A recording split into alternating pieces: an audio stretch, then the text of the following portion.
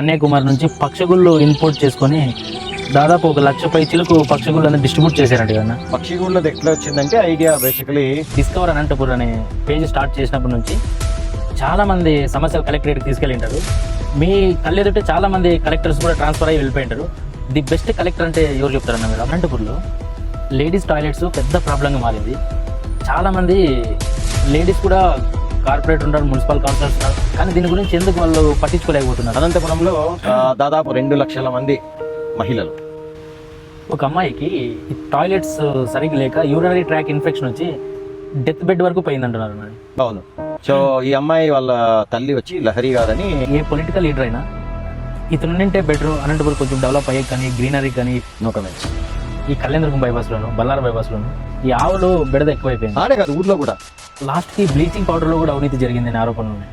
గతంలోనూ జరిగింది. ఇప్పుడు మీరు లాస్ట్ కోవిడ్లో చాలా అంటే చాలా హెల్ప్ చేసినారు. అసలు మీరు ఇంకొద్దిగా ఇది చేసినంటే ఇంకా కొంతమంది ప్రాణాలు కాపాడే వాళ్ళు ఇంకా అనిపించింది, కానీ నా దగ్గర డబ్బులు లేకపోయా అంతగా. ఇప్పటికే ఎక్కువ అంటే దాదాపు 1,40,00,000 గుర్తింపు రాదు. చాలా ఎమోషనల్ అవుతున్నారు. అంటే ఎంత ఆర్ట్ఫుల్ గా మీరు చేసింటారో నాకు బాగా అర్థమవుతుంది. అంటే గుర్తింపు కోసం మనం చేయం, కానీ కోవిడ్ అప్పుడు నేను చేసిన సేవలకి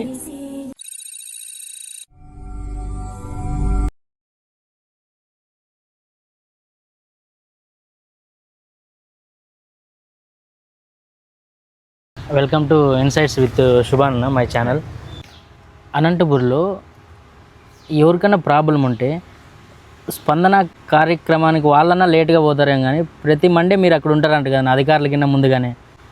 అంటే అది మన కనీస బాధ్యత కదా. ఇప్పుడు నాది ఒక సోషల్ మీడియా ప్లాట్ఫామ్ ఉంది, డిస్కవర్ అనంతపురం అని. అందులో నేను సమస్యల్ని గత 7 సంవత్సరాలుగా పోస్ట్ చేస్తూ ఉంటా. పోస్ట్ చేయడమే కాకుండా ఆ సమస్యల్ని మళ్ళా లిఖితపూర్వకంగా తీసుకువెళ్ళి సంబంధిత అధికారులను వాళ్ళను కలిసి దానికి ఏ విధంగా మనము పరిష్కారం చేయగలమని చేస్తూ ఉంటాం. సో అది ఆల్రెడీ నేను చేస్తూ ఉండేది జనాలకు తెలుసు కాబట్టి మాకు చాలా కంప్లైంట్స్ నా వాట్సాప్ నెంబర్కి అదేవిధంగా ఫేస్బుక్లో వస్తూ ఉంటాయి. సో వాటన్నిటిని తీసుకెళ్ళి వాళ్ళతో మాట్లాడాలి కాబట్టి yes, most of the time వాళ్ళకన్నా ముందే పోయి కూర్చోవాల్సిన అవసరం ఉంది. ఎందుకంటే స్పందనలో అంటే అప్పటి స్పందన ఇప్పుడు ప్రజా సమస్యల పరిష్కార వేదిక PGRS ఇప్పటిదాకా ఒక 800 కంప్లైంట్లు ఇచ్చి అందులో ఒక 250 దాకా పరిష్కారమైనాయి. ఇంకా ప్రభుత్వంలో ఎట్లుంటుందంటే సమస్య అనేదే నెగిటివ్. సో నెగిటివ్ది ఏదొచ్చినా కానీ మనకు చెప్పకుండా క్లోజ్ చేయడము, దాన్ని మళ్ళీ నేను రీఓపెన్ చేయడము. సో అందుకోసం నేను ఎక్కువ ప్రతి సోమవారం, నాకు తెలిసి గత 5 ఏళ్లలో మిస్ చేసిన ఏ సోమవారము లేదు. ఈ మధ్య కాలంలో ఎందుకు మిస్ చేస్తా ఉన్నానంటే, మనం ఈ PGRS అనేది కేవలం సోమవారం కలెక్టరేట్లోనో లేకపోతే మున్సిపల్ ఆఫీస్లోనే జరగదు. ఆన్లైన్ సిస్టమ్ వచ్చేసింది పూర్తిగా. సో మనం ఆన్లైన్లోనే 7 రోజులు నీకు ఇష్టం వచ్చినప్పుడు అర్ధరాత్రి లేసైనా నువ్వు కంప్లైంట్ ఇవ్వచ్చు. సో అది ఉంది కాబట్టి మేము ఈ మధ్య కాలంలో అంతా లాస్ట్ 212 కంప్లైంట్స్ తీసుకుంటే అన్నీ కూడా ఆన్లైన్లో ఇచ్చిన కంప్లైంట్సే. సో మీకు గత 2-3 నెలలుగా నన్ను మీరు మున్సిపల్ ఆఫీస్లో చూడరు, ఎందుకంటే ఆన్లైన్లో ఇంట్లోనే కూర్చొని చేస్తాము. కానీ ఫాలోఅప్ అనేది అది మాత్రం పర్సనల్గా పోయి సంబంధిత కమిషనర్నో కలెక్టర్ గారినో కలిసి చేస్తూ ఉంటాం. మరి ఏమన్నా సాల్వ్ అయినాయి అన్న? 10% అన్న అయినాయి. మేము ఇచ్చిన 800 చిల్లర కంప్లైంట్లో దాదాపు 300 సాల్వ్ అయినాయి జెన్యూన్గా. Okay okay. కానీ 800 కంప్లైంట్లు సాల్వ్ అయినట్లే మీకు సిస్టమ్ చూపిస్తుంది. ఎందుకంటే వాళ్ళు నెక్స్ట్ లెవెల్ ఎస్కలేషన్ ఇచ్చినామనో లేకపోతే ఇది నా డిపార్ట్మెంట్కి సంబంధం కాదనో ఆ విధంగా మూసేస్తుంటారు. దాన్ని మళ్ళీ మేము రీఓపెన్ చేసి మళ్ళీ దాన్ని ముందుకు తీసుకెళ్తుంటాం. మన అనంతపూర్ సిటీలో దాదాపు 4 లక్షల నుంచి 5 లక్షల మంది జనాభా ఉంటారు. కానీ ఎవరికే కానీ ఈ ఆలోచన తట్టలా, ప్రతి ఒక్కరిని ప్రశ్నించాలా, మనకి అంటే న్యాయం జరిగే వరకు పోరాడాలని. అట్లేం లేదు. అనంతపురం టౌన్లో దాదాపు 3 లక్షల మంది ఉన్నారు. అఫీషియల్ ఫిగర్స్ వచ్చి 2,80,000. సో న్యూ సెన్సస్ వచ్చిన తర్వాత మేబీ అది 4 లక్షల ఆ రేంజ్లో ఉండొచ్చు. చాలామంది సమస్యల మీద పోరాడుతూ ఉండేవాళ్ళు నాకు ప్రతిరోజు కనపడుతూ ఉంటారు, కలుస్తూ ఉంటారు కూడా ఆఫీసెస్లో. మీకు ఎందుకు తెలుస్తుందంటే నేను అది సోషల్ మీడియా ప్లాట్ఫామ్లో పెట్టి నేను చెప్తున్నాను కాబట్టి చాలామందికి తెలుసు. నాకన్నా గట్టిగా పోరాడే వాళ్ళు దాదాపు 10 సంవత్సరాలు 20 సంవత్సరాల నుంచి పోరాడుతున్న మహానుభావులు ఈ ఊర్లో ఉన్నారు. అన్ఫార్చునేట్లీ వాళ్ళకు ఒక సోషల్ మీడియా ప్లాట్ఫామ్ లేదు. సో అది చెప్పుకోలేకపోతున్నారు. అక్కడ కూడా వాళ్ళకి they may not be getting the mileage which they should deserve. So నాకన్నా చాలా బాగా చేసేవాళ్ళు ఈ ఊర్లో ఉన్నారు. నేను సోషల్ మీడియాలో నా ఓన్ ప్లాట్ఫామ్ మీద పెడతా ఉన్నాను కాబట్టి జనాలకు రీచ్ ఎక్కువ ఉంది కాబట్టి ఓకే నేను ఒక్కడనే పోరాడతానేమో అన్నట్టు అనిపించవచ్చు. కానీ చాలామంది they are doing some great work. అందరూ నేచర్కి దగ్గర అవుతుంటారు, మీరు నేచర్నే అనంతపురం తీసుకొచ్చారు. నేచర్ అంటే ఎందుకన్నా మీకు అంత? అంటే ఇప్పుడు నేచర్ ఎవరికైనా అవసరం, కానీ అనంతపురంకి అత్యవసరం. ఎందుకంటే వీఆర్ అనే వెంటిలేటర్. అనంతపురం దేశంలోనే అత్యంత తక్కువ వర్షపాతం పడే జిల్లా. అంతేకాకుండా మన గ్రౌండ్ వాటర్ లెవెల్ కూడా చాలా తక్కువ. అందుకే ఈ మధ్యకాలంలో ఎన్ని బోర్లు వేసినా నీళ్ళు కూడా పడటంలే. దీనికి ఒకటే మార్గం ఏమంటే ఉన్న చెట్లు కాపాడుకోవడం, మరిన్ని చెట్లు నాటడం. అన్ఫార్చునేట్లీ మనకు ఈ జిల్లాలో చెట్లంటే ఏమాత్రం గౌరవం లేని ప్రదేశం మంది. ప్రభుత్వ గణాంకాలు కోట్ల చెట్లు నాటుతున్నట్టు చూపిస్తున్నా మనం మాత్రము ఇంకా అవి సరిపోవు. సో అందుకు నేచర్ని మీద మనం ఖర్చు పెట్టడం కన్నా ఇన్వెస్ట్ చేయడం చాలా ముఖ్యం. ఏది ప్రభుత్వం కాదు, సిటిజన్స్ కూడా. ఓకే. సో మనము ఎన్ని మొక్కలు వీలైతే అన్ని మొక్కలు నాటడము, ఎన్ని చెట్లని సంరక్షించగలిగితే అన్ని చెట్లు సంరక్షించడం చేసుకోవాలి. మీరు తమిళనాడు నుంచి కన్యాకుమారి నుంచి పక్షిగుళ్ళు ఇంపోర్ట్ చేసుకొని దాదాపు 1,00,000 పై చిలుకు పక్షిగుళ్ళని డిస్ట్రిబ్యూట్ చేశారంట కదన్నా. సో పక్షిగూళ్ళది ఎట్లా వచ్చిందంటే ఐడియా బేసికలీ అనంతపురంలో NH-42 మన రోడ్లో పోయే, మన మెయిన్ ఊర్లో పోయే రోడ్డు ఎక్స్పాన్షన్ అప్పుడు దాదాపు 800 మహావృక్షాలు నరికేశాం తప్పనిసరి విధిలేని పరిస్థితుల్లో. దాన్ని ట్రాన్స్లోకేట్ చేసిండొచ్చు, కానీ ఆ ఐడియా మన వాళ్ళు ఎవరు ఇంప్లిమెంట్ చేయలేదు. నేను రోడ్డు వర్క్ మొదలు కాకముందు 3 నెలల ముందే అర్జీ పెట్టుకున్నా కానీ ఏ ఒక్క ప్రభుత్వ ఉద్యోగి కానీ ప్రజాప్రతినిధి కానీ అప్పట్లో స్పందించలేదు అన్ఫార్చునేట్లీ. సో ఆ చెట్లన్నీ పోయినప్పుడు ఆ చెట్లలో పక్షులకు ఇల్లు ఆ చెట్లు పోయినప్పుడు ఈ పక్షులకన్నీ ఉండవు. ఇంకోటి ఏమంటే స్పారోస్, ఊర పిచ్చుకలు మనకు వ్యానిష్ అయిపోతున్నాయి. సెల్ టవర్స్ కావచ్చు, ఇంకోటి కావచ్చు. మన ఇంటి దగ్గర పిచ్చుకలు పిల్లలు చూడాలంటే ఓన్లీ బుక్కుల్లోనో వీడియోల్లోనో చూసుకోవాలంతే. అటువంటి దౌర్భాగ్య పరిస్థితి ఉన్నప్పుడు మేము ఈ పిచ్చుకల సంతత పెంచాలనే ఒక ఐడియాతో కన్యాకుమారి అలపిలో టెంకాయ పీస్తో పక్షిగూళ్ళు చేయించి ఇప్పటి వరకు దాదాపు 192,000 పిచ్చుక గూళ్ళు ఉచితంగా పంచినాము. అందులో దాదాపు 4 లక్షల పిచ్చుకలు జన్మించినాయి. అందుకోసము ఆ కార్యక్రమం చేయడం జరిగింది. So it's a very successful program. మాకు ఆ ప్రోగ్రామ్కి దాదాపు 3 వరల్డ్ రికార్డ్స్ ఉన్నాయి. సో ఆ విధంగా చేశాం. మీరు ఈ డిస్కవర్ అనంతపూర్ అనే పేజ్ స్టార్ట్ చేసినప్పటి నుంచి చాలామంది సమస్యలు కలెక్టరేట్కి తీసుకెళ్ళి ఉంటారు. మీ కళ్ళెదుటే చాలామంది కలెక్టర్స్ కూడా ట్రాన్స్ఫర్ అయ్యి వెళ్ళిపోయి ఉంటారు. ది బెస్ట్ కలెక్టర్ అంటే ఎవరు చెప్తారన్న మీరు? ఈ కలెక్టర్ గారు ఇంకొక 1 year ఉండింటే అనంతపూర్కి ఈ ప్రాబ్లం సాల్వ్ అయ్యేది అంటే ఎవరి పేరు చెప్తారు? ఇప్పటిదాకా ఎవరు కనపడలే. అవునా? ఒక్కరు కూడా కనపడలేదు. ఎందుకంటే నేను చెప్తా చూడండి, గత 7 సంవత్సరాలుగా రైతులైతేనేమి, స్టూడెంట్స్ అయితేనేమి, మధ్యతరగతి మనుషులు అయితేనేమి పదే కలెక్టరేట్కి వెళ్తున్నారు. ఈ ప్రజా సమస్యల పరిష్కార వేదికలో ఈ సోమవారానికి నెక్స్ట్ సోమవారానికి కంప్లైంట్స్ తగ్గితే అప్పుడు ఇది పని చేస్తున్నట్లు అర్థం. కానీ ప్రతి సోమవారం కంప్లైంట్స్ ఎక్కుతున్నాయి అంటే దాని అర్థం ఏమి? సమస్యలు ఎక్కువ అవుతున్నాయి, ఆల్రెడీ ఇచ్చిన సమస్యలు తీరడం లేదని అర్థం. అంటే అన్నీ తీరడం లేదంటే తీరుతున్నాయి, కానీ చాలా వరకు రిపీట్ కంప్లైంట్స్. నేను ఒకే కంప్లైంట్ని 20 సార్లు 30 సార్లు ఇచ్చిన వాళ్ళు ఉన్నారు. అంతెందుకు నేనే ఒక కంప్లైంట్ని 72 సార్లు ఇచ్చిన. సేమ్ కంప్లైంట్ 72 సార్లు ఇల్లీగల్ హోర్డింగ్స్ తీసేసేయండి అనంతపురంలోని. ఇప్పటికి 72 సార్లు ఇచ్చిన నేను కంప్లైంట్. ప్లాస్టిక్ బ్యాన్ చేయమని ఒక 70 సార్లు 80 సార్లు ఇచ్చింట. సో ఇవన్నీ రిపీట్ కంప్లైంట్స్. మీరు సమస్య పరిష్కరించేదాకా కంప్లైంట్ ఇస్తారు. అదేవిధంగా చాలామంది రైతులు, అంతెందుకు నిన్న ఒక CRPF జవాన్ జమ్మూ కాశ్మీర్లో పనిచేసే ఆయన అనంతపురం బుక్రాయ సముద్రం దగ్గర సింగనమలం అనుకుంటా, ఆయన 23 నుంచి 2023 నుంచి ప్రతి ప్రజావేదికలో సమస్యల పరిష్కార వేదికలో కంప్లైంట్లు ఇస్తానే ఉన్నాడు. ఆయనకి ఇంకా దిక్కుతోచని అంటే ఏమి 23 నుంచి ఇప్పుడు దాకా ఇచ్చినాడంటే 4 కలెక్టర్లు మారినారు. ప్రతి కలెక్టర్ని కలిసినాడు ఆయన.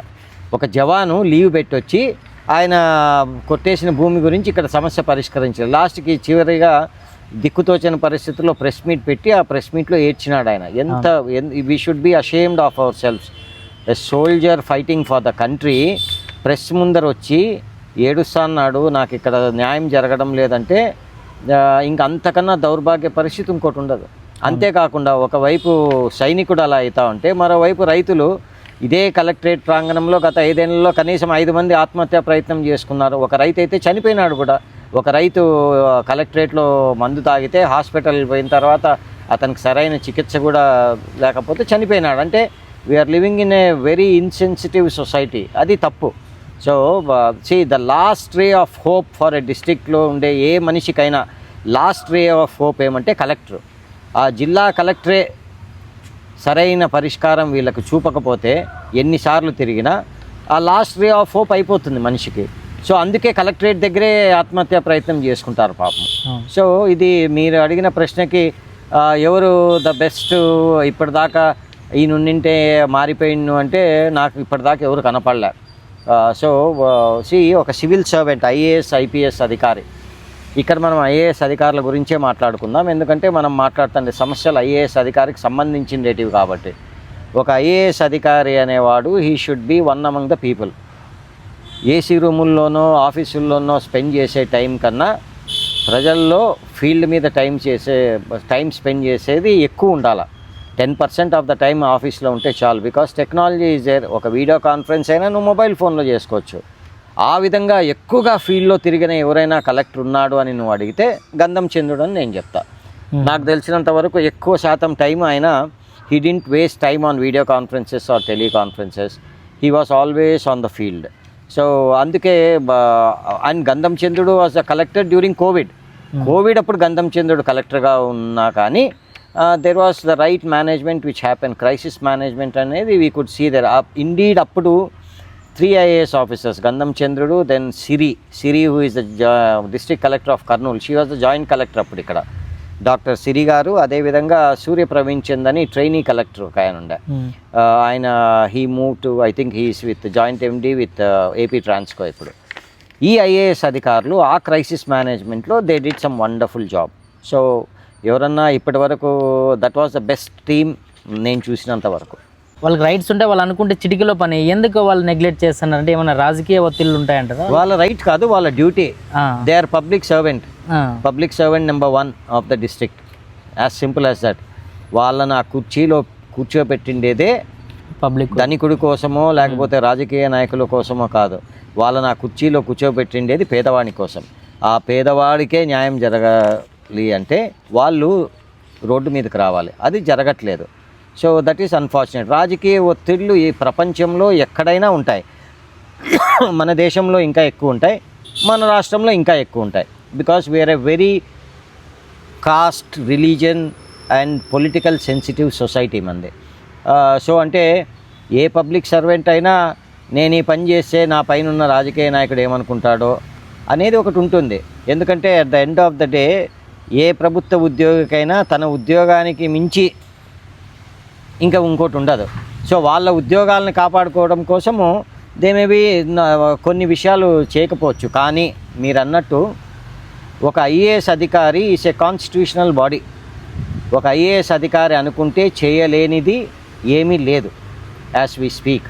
అంటే ఒక ఎమ్మెల్యే ఎంపీ కన్నా ఈజ్ మోర్ పవర్ఫుల్ ఒక ఐఏఎస్ అధికారి. అందుకే I always tell I'm deeply disappointed by young IAS officers of the country. కేవలం అనంతపురం అనే కాదు, ఇప్పుడు వస్తూ ఉండే ఎక్కువ మంది యంగ్ ఐఏఎస్ ఆఫీసర్స్లో ఆ ఫైర్ కనపడదు. ఆ passion towards or empathy towards poor people కనపడదు. They are confined to their offices, they are confined to their video conferences, they are not confined to prioritise చేసుకోవాలి. పేదవాడు వస్తే ఇది సింపుల్ ఎగ్జాంపుల్. మన జిల్లాలో కొన్ని 100 మంది వికలాంగులు ఉన్నారు. ఒక వికలాంగుడు పోయి కలెక్టర్ని కలవాలంటే ఇట్స్ నెక్స్ట్ టు ఇంపాసిబుల్. ఎందుకు?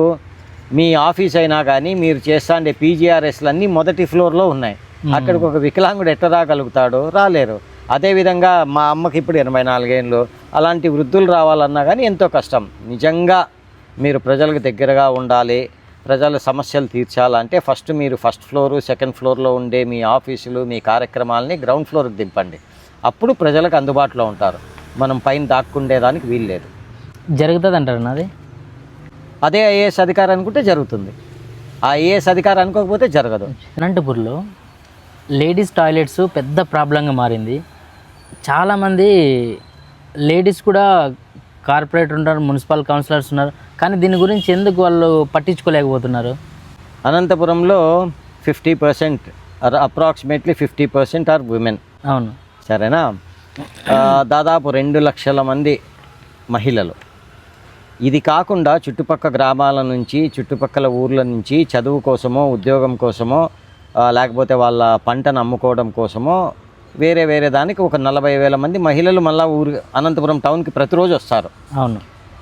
అనంతపురం టౌన్లో కేవలం ప్రత్యేకించి డెడికేటెడ్ ఉమెన్స్ టాయిలెట్ అనేది ఒక్కటి కూడా లేదు.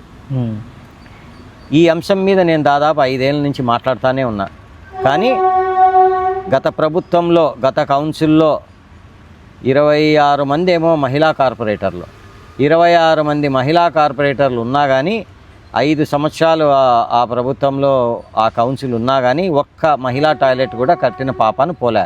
అది ఎందుకో వాళ్ళకి అవసరం అనిపించలేదు.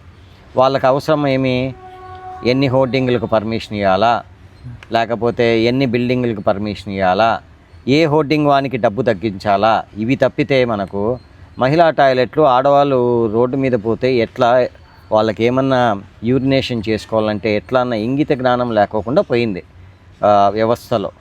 సో దానికి ఇన్ని రోజులు చేస్తూ ఉన్నా కానీ చివరికి గత 3 ఏళ్ళగా నేను అంటూ ఉండేది ఏమంటే, మీరు స్థలం చూపియండి, మా డబ్బులతో మేమే ఒక 10 టాయిలెట్లు కట్టిస్తామని అన్నాం. మీరు అన్నారన్నా? రైటింగ్లో కూడా ఇచ్చిన. సూపర్ అన్న. అసలు అయినా కానీ స్థలం నాకు చూపించడంలా. ఇప్పుడు పబ్లిక్ టాయిలెట్స్ అనేది రోడ్డు మీద ఉండాలా, ఎత్తుకొచ్చి నా ఇంట్లో కట్టుకోలేను కదా. అవును. సో అది కూడా జరగలే. చివరిగా లాస్ట్ రే ఆఫ్ హోప్ ఏమైందంటే, ఒకరోజు Varun who is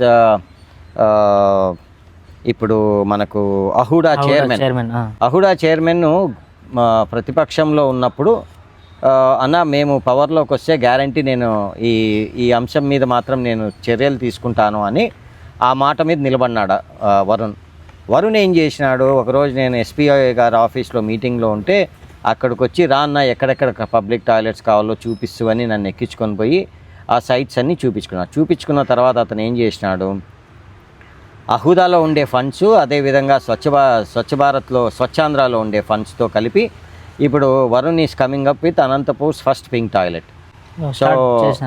so work has started. ఎప్పుడైనా మొదలు కావచ్చు. ఒక అమ్మాయికి టాయిలెట్స్ సరిగ్గా లేక యూరినరీ ట్రాక్ ఇన్ఫెక్షన్ వచ్చి డెత్ బెడ్ వరకు పోయిందంటున్నారు. అవును. సో ఈ అమ్మాయి వాళ్ళ తల్లి వచ్చి లహరి గారని ఆర్ఎన్ స్కూల్ ప్రిన్సిపల్. ఓకే. ఆ అమ్మాయికి పబ్లిక్ టాయిలెట్స్ యాక్సెసిబిలిటీ లేదు కాబట్టి తను తక్కువ నీళ్లు తాగుతూ ఉండింది. సో దానివల్ల ఏమైంది, ఆటోమేటిక్గా యూరినరీ ట్రాక్ ఇన్ఫెక్షన్ వచ్చేసింది. ఆ యూరినరీ ట్రాక్ ఇన్ఫెక్షన్ ఎంత సివియర్గా వచ్చిందంటే చివరికి దాదాపు 4-5 లక్షలు ఖర్చు పెట్టుకొని ఆల్మోస్ట్ డెత్ బెడ్ నుంచి షీ రివైవ్. నేను అందుకే public toilet is not just about sanitation. Public toilet to women is a fundamental right given by the constitution. మన రాజ్యాంగం ఏమంటుందంటే, మహిళలకు పబ్లిక్ టాయిలెట్ అనేది వాళ్ళ రాజ్యాంగ హక్కు. ఆ రాజ్యాంగ హక్కుని గత 7 సంవత్సరాలుగా వచ్చిన 5 మంది కలెక్టర్లు కానీ, లేక ఒక 11 మంది ఐఏఎస్ ఆఫీసర్లు కానీ, లేకపోతే ఒక 5 మంది కమిషనర్లు కానీ, లేకపోతే ఒక మేయర్ కానీ, 2 ఎమ్మెల్యేలు కానీ, వీళ్ళెవ్వరు కూడా ఆ రాజ్యాంగ హక్కును అమలుపరచడానికి ఇంత టైం పడతా ఉందంటే we should be ashamed of hour cells. అంటే నేను అడుగుతా ఉండేది ఏదో పెద్ద ఫ్లైఓవర్ కట్టమనో కాదు కదా. I'm talking about a dedicated public toilet for women. ఎంత కష్టం అది, ఎంత సులభం అది. నేను అందుకే చెప్పిన, మీ దగ్గర డబ్బులు లేకపోతే స్థలం చూపించండి, నేను కడతానని. దానికి కూడా ఒప్పుకోలే మహానుభావులు. వాళ్ళ దగ్గర ఫండ్స్ ఉంటాయి కదన్నా, ఎందుకు వాళ్ళు ఫండ్స్ రిలీజ్ చేసి ఇదంతా వర్క్ స్టార్ట్ చేయలేకపోతున్నారు? అంటే ఏమైనా గ్యాంబ్లింగ్ జరుగుతుందంటారా? తెలియదు ఎందుకు అసలు మహిళా టాయిలెట్లు, డెడికేటెడ్ టాయిలెట్లు ఇన్ని రోజులు కట్టలేదనేది నాకు ఇట్స్ $1 million క్వశ్చన్. ఫండ్స్ లేవనేది లేదు. ఎందుకంటే నేను చెప్తా, నిన్న మొన్న ఆంధ్రజ్యోతిలో ఒక ఆర్టికల్ వచ్చింది, ఆఫీస్ రన్నింగ్ కాస్ట్ అంటే పెన్ను, పేపరు, బుక్కులు, స్కేళ్ళు, దానికి 1,20,00,000 ఖర్చు పెట్టిందంట మున్సిపాలిటీ. ఫండ్స్ లేకపోతే అన్ని ఎట్లా ఖర్చు పెడుతుంది? అంతేకాకుండా ఎన్క్యాప్ అంటే నేషనల్ క్లీన్ ఎయిర్ ప్రాజెక్ట్ అని సెంట్రల్ గవర్నమెంట్ ఫండ్స్ ఉంటాయి. ఆ సెంట్రల్ గవర్నమెంట్ ఫండ్స్తో మనము టాయిలెట్స్ నిర్మించవచ్చు. కానీ మనము నేషనల్ క్లీన్ ఎయిర్ ప్రాజెక్ట్ కింద కేంద్ర ప్రభుత్వం నుంచి గత ప్రభుత్వంలో నిధులు తీసుకున్నా కానీ దాన్ని పబ్లిక్ టాయిలెట్స్ ఖర్చు పెట్టుకోకుండా బళ్ళారి రోడ్లో ఒక వర్టికల్ గార్డెన్ అని ఒక 70 లక్షలు. అదేవిధంగా ఇక్కడ ఇప్పుడు గిల్డా సర్వీస్ రోడ్లో పెద్ద ఫుట్పాత్ కట్టినారు, అది నిన్నటి నుంచి పగలగొడుతున్నారు, దానికి కొన్ని లక్షలు ఆ విధంగా ఖర్చు పెట్టినారు. సో నిజంగా చిత్తశుద్ధి ఉంటే మన దగ్గర ఉన్న ఫండ్స్ని కరెక్ట్ వాటికి ఖర్చు పెట్టాలా, మనం అది చేయట్లే. ఈ వర్టికల్ గార్డెన్ ఏమైనా యూజ్ ఉందంటారా అనంతపూర్కి? ఏం యూజ్ లేదు. వర్టికల్ గార్డెన్ పెట్టిన 45 రోజులకే ఎండిపోయింది. మళ్ళీ ఇప్పుడు చెట్లు పెడుతున్నారు దాదాపు 4 సంవత్సరాల తర్వాత. 70 లక్షలు ఖర్చు చేసినాం అంతా ఎంటైర్ సెటప్కి, ల్యాండ్స్కేపింగ్కి, దానికి దీనికి గత ప్రభుత్వంలో. మనది వాట్ ఈస్ అవర్ ఏరియా? మనకి విపరీతంగా ఎండలుండే ఒక ప్రాంతము.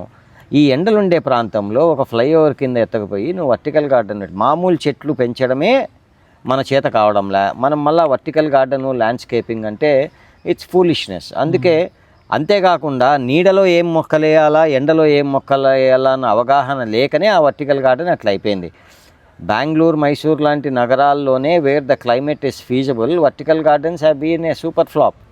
దాని మీద ఊరికే ఎవడో కాంట్రాక్టర్కో ఇంకోనుకో డబ్బులు వచ్చి కిక్ బ్యాక్స్ రావడం తప్పితే అంతకుమించి ఏముండదు. సో వీళ్ళు ఎక్కడ ఇన్వెస్ట్ చేయాలో ఆడ ఇన్వెస్ట్ చేయాలి. అంతెందుకు మన నగరంలో విపరీతంగా ఆర్నమెంటల్ ప్లాంట్స్ అన్నీ లక్షలు విలువ చేసే మొక్కలు కొని పెడతారు మున్సిపాలిటీ వాళ్ళు.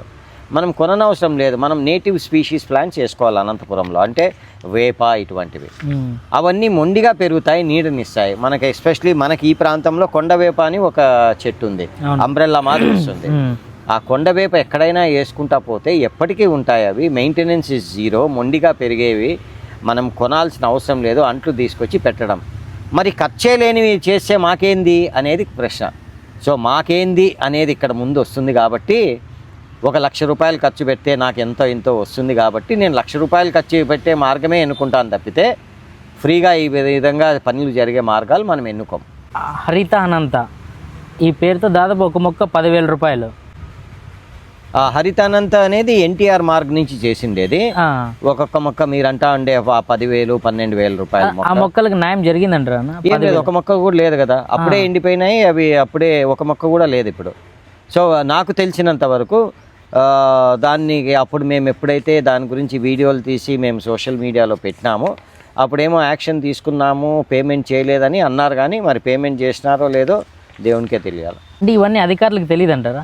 అధికారులకు తెలిసే చేసేది, ఎందుకు కేర్ తీసుకోవట్లేదు? వాళ్ళే చేస్తూ ఉండేది, అధికారులే చేసేది. ఇవన్నీ అధికారులే చేస్తారా? ఇండివిజువల్గా అంత పవర్ ఉంటుందా అంటే ఉండదు. మరి ఎవరు చెప్తే చేస్తారు?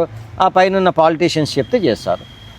ఈ ప్లాస్టిక్ దీన్ని అంతం చేయడం సాధ్యం కాదంటారు అనంతపూర్లో? ఇంపాసిబుల్. తాడిపత్రి ప్లాస్టిక్ ఎక్కడ కూడా అంతం కాదు. Our lives are mingled. నువ్వు తాడిపత్రి అని అనబోతున్నావు, తాడిపత్రిలో కూడా అంతం కాలే, దే హ్యావ్ కంట్రోల్డ్. ఇప్పుడు ప్రభుత్వం కూడా ఏమంటా ఉంది, ప్లాస్టిక్ వాడొద్దండి అని అనట్లేదు, సింగిల్ యూజ్ ప్లాస్టిక్ వాడొద్దండి అంటా ఉంది. సో దీన్ని మనం ఎత్తకపోయి ఆ నెరేటివ్ని ఏం చేసినామంటే ప్లాస్టిక్కే వాడొద్దంటే ఎలా అనే నెరేటివ్ సృష్టించినాం. అది తప్పు. ప్రభుత్వం అంటా ఉండేది ఏమి, 120 మైక్రాన్స్ కన్నా తక్కువ ఉన్న ప్లాస్టిక్ కవర్లు వాడొద్దండి, ఆ పైన ఉన్న మైక్రాన్స్ని వాడండి అంటా ఉంది. మనం ఆ పాయింట్ వదిలేసి ప్లాస్టిక్ కవర్లు లేకపోతే మేమెట్లా అనేది అందరూ మాట్లాడతారు. So that's wrong.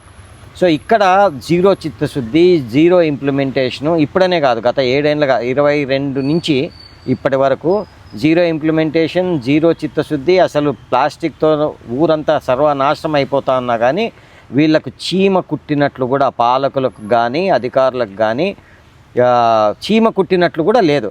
Including the district collectors who have been here. District collectors అనుకుంటే 2022 ప్లాస్టిక్ మేనేజ్మెంట్, వేస్ట్ మేనేజ్మెంట్ చట్టాన్ని అమలుపరచడం కరెక్ట్గా 1 వారం పని, కానీ వాళ్ళు చేయలే. ఎందుకు చేయలేదో నాకు అర్థం కావడంలే. So they should. ఈవెన్ ఇప్పుడున్న కలెక్టర్ గారితో కూడా నేను ఇదే అన్నా, unless you show the will and efforts చేయాలని. ఈయన పాపం కొంచెం చూపిస్తా ఉన్నాడు. అన్ఫార్చునేట్లీ కింద స్థాయి వాళ్ళు ఇంప్లిమెంట్ చేయాలి దాన్ని, ప్రతిదానికి కలెక్టర్ వచ్చి చేయలేడు కదా. అవును. కానీ ఇప్పుడు స్పెషల్ ఆఫీసర్ కలెక్టర్ కాబట్టి అనంతపురం మున్సిపాలిటీకి అతని మీద బాధ్యత ఎక్కువ ఉంటుంది ఇది ఇంప్లిమెంట్ చేయడానికి. I'm seeing some positive results last 4 weeks 3 weeks నుంచి. లెట్స్ సీ ఎంత దాకా తీసుకెళ్తాడో చూడాలి. కానీ plastic, single use plastic ban మాత్రం అనంతపురంలో ఇట్స్ నాట్ ఈవెన్ 1%. అనంతపురంలో చిరు వ్యాపారులు అంతా ఏమంటున్నారంటే మా మీద ప్లాస్టిక్ బ్యాన్ చేయండి అని చెప్పి మా మీద పడుతున్నారు, కానీ పెద్ద పెద్ద ఏనుగులు ఉన్నారు వాళ్ళని పట్టుకోవచ్చు కదా. కరెక్ట్ కదా, వాళ్ళు చెప్పేది కరెక్ట్ కదా. వాళ్ళని పట్టుకుంటే పూర్తి బ్యాన్ అయ్యే ఛాన్స్ ఉంటుంది కదా. కరెక్ట్. ఇప్పుడు అది వాళ్ళ logic, plus it's a right logic కూడా. ఎందుకంటే చిరు వ్యాపారస్తులు దాదాపు 11,000 మందో 12,000 మందో 15,000 మందో ఉంటారు అనంతపురంలో. కానీ ప్లాస్టిక్ ఏనుగులు ఉండేది 26 నుంచి 28 మందే. ఈ 27 నుంచి 28 మందిని తప్ప మిగతా వాళ్ళందరినీ పట్టుకుంటారు వీళ్ళు. అవును. మాట అంటే వీళ్ళు చేసేదేమంటే ఒక అట్టిపండ్ల బండి ఆమె దగ్గర పోయి ప్లాస్టిక్ కవర్ లాక్కొని ఫైన్ వేయడము, లేకపోతే ఒక చిన్న హోటల్ దగ్గర పోయి సాంబార్ కడతాన్నాడు పప్పు కడతాన్నాడు అని ఫైన్ వేయడము తప్పితే ఆడవాళ్ళ దగ్గర ఏం దొరుకుతుంది? ఒక 100 కవర్లు దొరుకుతాయి, లేకపోతే ఒక 500 కవర్లు దొరుకుతాయి మ్యాక్సిమం. అంతే. ఆడు చేసి ఫోటోలు తీసుకొని ప్లాస్టిక్ పై ఉక్కుపాదం అని టైటిల్స్ పెట్టించుకొని పేపర్లలో వీళ్ళు ఒక బిల్డప్ ఇస్తూ ఉంటారు. నువ్వు పట్టుకోవాల్సింది ఈ 28 మందిని కదా, ఆ 28 మంది మాత్రం వీళ్ళకి ఎప్పుడూ దొరకరంట, ఎప్పుడు పోయినా మూసేసినారు అంటారు. కానీ మరి వాళ్ళు వ్యాపారాలు చేస్తారని. సో ఇదంతా ఒక పెద్ద డ్రామా, ఒక డ్రామా నడుపుతా ప్రజల్ని మభ్య పెడుతున్నారు. అది మభ్య పెట్టడమే కాకుండా ఇటువంటి పేద చిరు వ్యాపారాల మీద పడి వాళ్ళకి 500, 1000 రూపాయలు, 2000 ఫైన్లు వేసుకుంటా వాళ్ళని దోచుకుంటున్నారు. తప్పు. ఫస్ట్ ఫైన్ వేయాల్సింది వాళ్ళకి. ఎందుకంటే చట్టం ఏమంటుందంటే హోల్సేలర్స్ అండ్ స్టాకిస్ట్ మీద పడి నువ్వు సీజ్ చేసి ఫస్ట్ అఫెన్స్కి 50,000, సెకండ్ అఫెన్స్కి 1,00,000 రూపాయలు, థర్డ్ అఫెన్స్కి ట్రేడ్ లైసెన్స్ క్యాన్సిల్ చేయాలని ఉంది. వీళ్ళు ఒక్కరు కూడా ఇప్పటి వరకు 5 ఏళ్లలో ఏ ఒక్కరికి కూడా 50,000 ఫైన్ వేయలే, 1,00,000 రూపాయలు ఫైన్ వేయలే, ట్రేడ్ లైసెన్స్ క్యాన్సిల్ చేయాలి. అంటే వీళ్ళు చట్టంలో ఉండే ఫైన్స్ కూడా అమలు పరచడంలే. అధికారులు అనుకుంటే ఆ పెద్ద ఎనుగులు పట్టుకునేది ఎంతసేపు 2 or 3 days అంతే. కానీ ఎందుకు పట్టుకోలేకపోతున్నాయి అంటే ఏమన్నా వాళ్ళకి ముడుపులు ముట్టుతున్నాయంటారా? బయట అదే అనుకుంటా అన్నారు, నేను చూడలే, కానీ బయట అనుకుంటేది అదే. అంటే ఇంకా అది ముడుతున్నాయనే కదా అర్థం. ఇంకా బయట అదే అంటున్నారు. ఒక చట్టాన్ని ఇప్పుడు ఫర్ ఎగ్జాంపుల్ లెట్స్ నీ కళ్ళ ముందర కనపడతా ఉండేది నువ్వు నో అంటున్నావు అంటే ఒకటి భయమన్నా ఉండాలా, ఇంకోటి లంచమన్నా తీసుకొని ఉండాలా, లేకపోతే నీకు చిత్తశుద్ధి అన్నా లేకోకుండా ఉండాలా. ఈ మూడిట్లో ఏది అనే చెప్పమని నేనే అడుగుతాన్నా. ఈ మూడిట్లో ఏదో ఒక కారణం ఉండాలి కదా. ఈ మూడు కాకుండా వీలు కాదు కదా. మీరు పరిశుద్ధ కార్మికులకు గ్లౌజు, షూసు మీ సొంత డబ్బులతో ఖర్చు పెట్టి వాళ్ళకి డిస్ట్రిబ్యూట్ చేశారు. మీలో ఉన్న చిత్తశుద్ధి కొంచెమన్నా గవర్నమెంట్కి ఉంటే వాళ్ళకి ఇంకా ఎంతవరకు హెల్ప్ అయ్యేది కదన్న. అంటే గవర్నమెంట్కి చిత్తశుద్ధి ఉందా లేదా అంటే ఇట్స్ హైలీ డిబేటబుల్. నన్ను అడిగితే గవర్నమెంట్కి చిత్తశుద్ధి ఉందని నేను అనుకుంటున్నా. ఎందుకు చిత్తశుద్ధి ఉంది? గత ప్రభుత్వంలో అనంతపురంలో ఉండే 600 మంది పారిశుద్ధ్య కార్మికులకు మేము రక్షణ పరికరాలు, పనిముట్లు కొన్నాము, 1,40,00,000 ఖర్చు అయిందని లెక్కాచారాలు చూపించినారు. పారిశుద్ధ్య కార్మికులతో పాటు నేను కూడా అడిగినా, అవి ఎవరికి ఇచ్చినారు, ఎప్పుడు ఇచ్చినారు, ఒక లెక్క పక్కా ఉందా చూపియండి అంటే ఈ రోజు వరకు చూపించలే. అప్పుడు అపోజిషన్లో ఉన్న తెలుగుదేశం ఏమన్నారంటే మా ప్రభుత్వం వచ్చిన తర్వాత దీనిపై సమగ్ర విచారణ జరిపి ఎవరెవరైతే ఇది తినేసినారో వాళ్ళని మేము ఇచ్చేస్తామన్నారు. ఇప్పుడు 2 ఏళ్ళు అయింది, ఏం చేసినారు? ఏమీ చేయలే, ఇప్పటిదాకా ఏమీ చేయలే. ఇప్పుడు కూడా పారిశుద్ధ్య కార్మికులకు నీకు గ్లౌస్లు ఇచ్చిన దాఖలాలు కానీ, బూట్లు ఇచ్చిన దాఖలాలు కానీ, మాస్కులు ఇచ్చిన దాఖలాలు కానీ చాలా తక్కువ కనపడతాయి. ఎప్పుడో ఏదో ప్రోగ్రామ్ ఉందంటేనో, లేకపోతే ఎమ్మెల్యే వస్తున్నాడంటేనో, మంత్రి వస్తున్నాడంటేనో అక్కడ ఉండే వాళ్ళకి అది కూడా ఏమి సర్జికల్ గ్లౌస్ వేస్తారు. హాస్పిటల్లో ఆపరేషన్ చేసే సర్జికల్ గ్లౌస్ వేసుకొని పారిశుద్ధ్య కార్మికులు పనిచేయరు. దేశ సపరేట్ రబ్బరైజ్డ్ లేటెక్స్ గ్లౌసెస్ ఉంటాయి, అవి వాడాలా. అవి ఇవ్వకోకుండా వాళ్ళని, అది ఒకవైపు అయితే ఇంకొక వైపు పారిశుద్ధ్య కార్మికులది కూడా తప్పని నేనంట. ఎందుకంటే చాలాసార్లు ప్రభుత్వం కానీ నాలాంటి వాళ్ళు ఇచ్చినప్పుడు కూడా వీళ్ళు వాడరు. ఓకే. సో పారిశుద్ధ్య కార్మికుడు రీజన్ ఏమంటాడు? బూట్లు వేసుకుంటే నాకు లోపల ఉడికేస్తుంది అంటాడు, గ్లౌస్ వేసుకోమంటే నాకు గ్రిప్ దొరకదు అంటాడు. నేను వాళ్ళకి చెప్పేది ఒకటే, నీకు గ్రిప్ దొరకకుండా ఉండేది మేలా, నీ చెయ్యి పోయేది మేలా ఇన్ఫెక్షన్తో. సో కన్విన్స్ చేయాలా. సో దాన్ని మనము శానిటరీ ఇన్స్పెక్టర్స్ అయితేనేమి, ఎంహెచ్ఓస్ అయితేనేమి, కమిషనర్స్ అయితేనేమి వీళ్ళు దాన్ని ఆచరణలో పెట్టే విధంగా చూడాలి. ఎందుకంటే చట్టం అది చెప్తా ఉంది. Supreme Court judgement is extremely clear. పారిశుద్ధ్య కార్మికులకి ప్రొటెక్టివ్ గేర్ లేకోకుండా వాళ్ళని కాలువల్లో కానీ, రోడ్ల మీద కానీ చిమ్మేదానికి కానీ, పూడిక తీసేదానికి కానీ వాడకూడదు అని. సో ఇవన్నీ సఫాయి కర్మచారి, ఇవన్నీ చాలా చట్టాలు ఉన్నాయి. ఇవన్నీ చాలా వెరీ స్ట్రిక్ట్ చట్టాలు. ఏమంటే ఎవరు కేసులు వేయడం లేదు కాబట్టి బతికిపోతున్నారు అంతే. సో వీటిని అమలు పరిచేయాలి. పారిశుద్ధ్య కార్మికుల హెల్త్ ఈజ్ గవర్నమెంట్స్ రెస్పాన్సిబిలిటీ. భయానో ఏదైనా సరే వాళ్ళ చేత అవి వేయించాలి. గ్లౌస్ అయినా కానీ, బూట్లు అయినా కానీ, మాస్క్లు అయినా కానీ, బేసిక్ ఇవి అవి మనం చేయట్లేదు. మీరెందుకు ఇవ్వాలనుకున్నారు? అంటే వాళ్ళు క్లీన్ చేస్తుండేది మా ఊరే కదా, అందుకు. ఏఎంసీకి లేనిది, గవర్నమెంట్కి లేనిది మీరే స్పెసిఫిక్గా. ఏఎంసీకి బుద్ధి లేదని నాకు బుద్ధి లేదంటే ఎట్లా? అట్లా కాదు కదా. అంటే ఇప్పుడు ఏఎంసీ వాళ్ళు ఫండ్స్ ఉన్నా వాళ్ళు ఇవ్వట్లేదు. దట్స్ సో అది వాళ్ళ విజ్ఞప్తికి నేను వదిలేస్తా అన్న. వాళ్ళ ప్రయారిటీ పారిశుద్ధ కార్మికుడా కాదా అనేది వాళ్ళు డిసైడ్ చేసుకోవాలా. నా ప్రయారిటీ పారిశుద్ధ కార్మికుడు. ఎందుకు పారిశుద్ధ కార్మికుడు నా ప్రయారిటీ? వాళ్ళకి జీతాలు బాగాలేవా? జీతాలు బాగున్నాయి. మరి గవర్నమెంట్ ఇస్తూ ఉందో లేదో ఎవరికీ తెలియదు. నా వరకు నాకు కనపడే ప్రతి పారిశుద్ధ కార్మికుడు should be safe. That's the moral responsibility of Anil Kumar. నా ఊరు కోసం, నా వీధులు, నా కాలువలు క్లీన్ చేస్తా ఉండేవానికి అండగా తోడుగా నిలబడడం నా బాధ్యత అని నేను ఫీల్ అయ్యి నేను చేస్తాను. అంతేకాదు, పారిశుద్ధ కార్మికులు కేవలం వాళ్ళకి పనిముట్లు అవి ఇవ్వడమే, పనిముట్లు కాదు, రక్షణ పరికరాలు ఇవ్వడమే కాదు, నేను పారిశుద్ధ కార్మికులకు శానిటరీ ప్యాడ్స్ ఇస్తా. అదేవిధంగా ఈ సంవత్సరం నుంచి పారిశుద్ధ కార్మికుల పిల్లలందరికీ నోట్బుక్స్, స్టేషనరీ అవన్నీ ఇస్తా. ఇవన్నీ ఎందుకంటే పారిశుద్ధ కార్మికుడికి ఎంత జీతము అనేది పక్కన పెడితే ఆ పని మనం ఎవరు చేయలేం. పారిశుద్ధ కార్మికులు they are doing something which no ordinary man or woman can do. So వాళ్ళ కాళ్ళు ముక్కినా తప్పు లేదు. సో మనం కాళ్ళు ముక్కనవసరంలా, కనీసం వాళ్ళకి మనకు చేతనైనంత సాయం ఈ విధంగా చేయగలిగితే మంచిదని అందరూ సిటిజన్స్ అందరూ కూడా. నేను చెప్పేది ఏమంటే, ఇప్పుడు నేను 600 మందికి ఇస్తాను, మీరు 600 మందికి ఇవ్వద్దండి, మీ వీధిలో చిమ్మే ఒక్కరికి ఇవ్వండి. సో ప్రతి సిటిజను ఆ రెస్పాన్సిబిలిటీ, ఓనర్షిప్ తీసుకొని తన వీధిలో కాలువ క్లీన్ చేసేకి వచ్చిన అతనికి, తన వీధిలో చిమ్మేదానికి వచ్చిన ఆమెకు ఒక మాస్కో, ఒక గ్లౌసో ఎంత అవుతుంది? ఒక గ్లౌస్ ఒక 100 రూపాయలు maximum, best of the gloves. Mask ఎంత అవుతుంది? సర్జికల్ మాస్క్ విల్ కాస్ట్ ఒక 5 రూపాయలు. N95 mask will cost around 100. అంతే. నేను అంటా ఉండేది ఏమంటే, నెలకు ఒక 200 రూపాయలు మీరు పారిశుద్ధ కార్మికుల ప్రొటెక్షన్కి మీరు ఇన్వెస్ట్ చేయండి అంటున్నా. ఓ 200 వద్దు, 100 రూపాయలు మన వీధికి వాళ్ళకి చేయండి. మనం చేయడం లేదు. మనము ఎప్పుడు కానీ కంప్లైంట్ ఇస్తాం, మేము కాలువ క్లీన్ చేయలే, రోడ్డు క్లీన్ చేయలే అని. మరి బాగా చేసినప్పుడు మనం ఎప్పుడన్నా వాళ్ళ భుజాన చేసి థ్యాంక్స్, చాలా బాగా చేస్తున్నావు అని అన్న దాఖలాలు నేను ఇప్పటిదాకా చూడలే, విచ్ ఈస్ అన్ఫార్చునేట్. అందుకే they are doing a thankless job. అంటే ఎవడు కూడా థ్యాంక్స్ చెప్పడు వాళ్ళకి.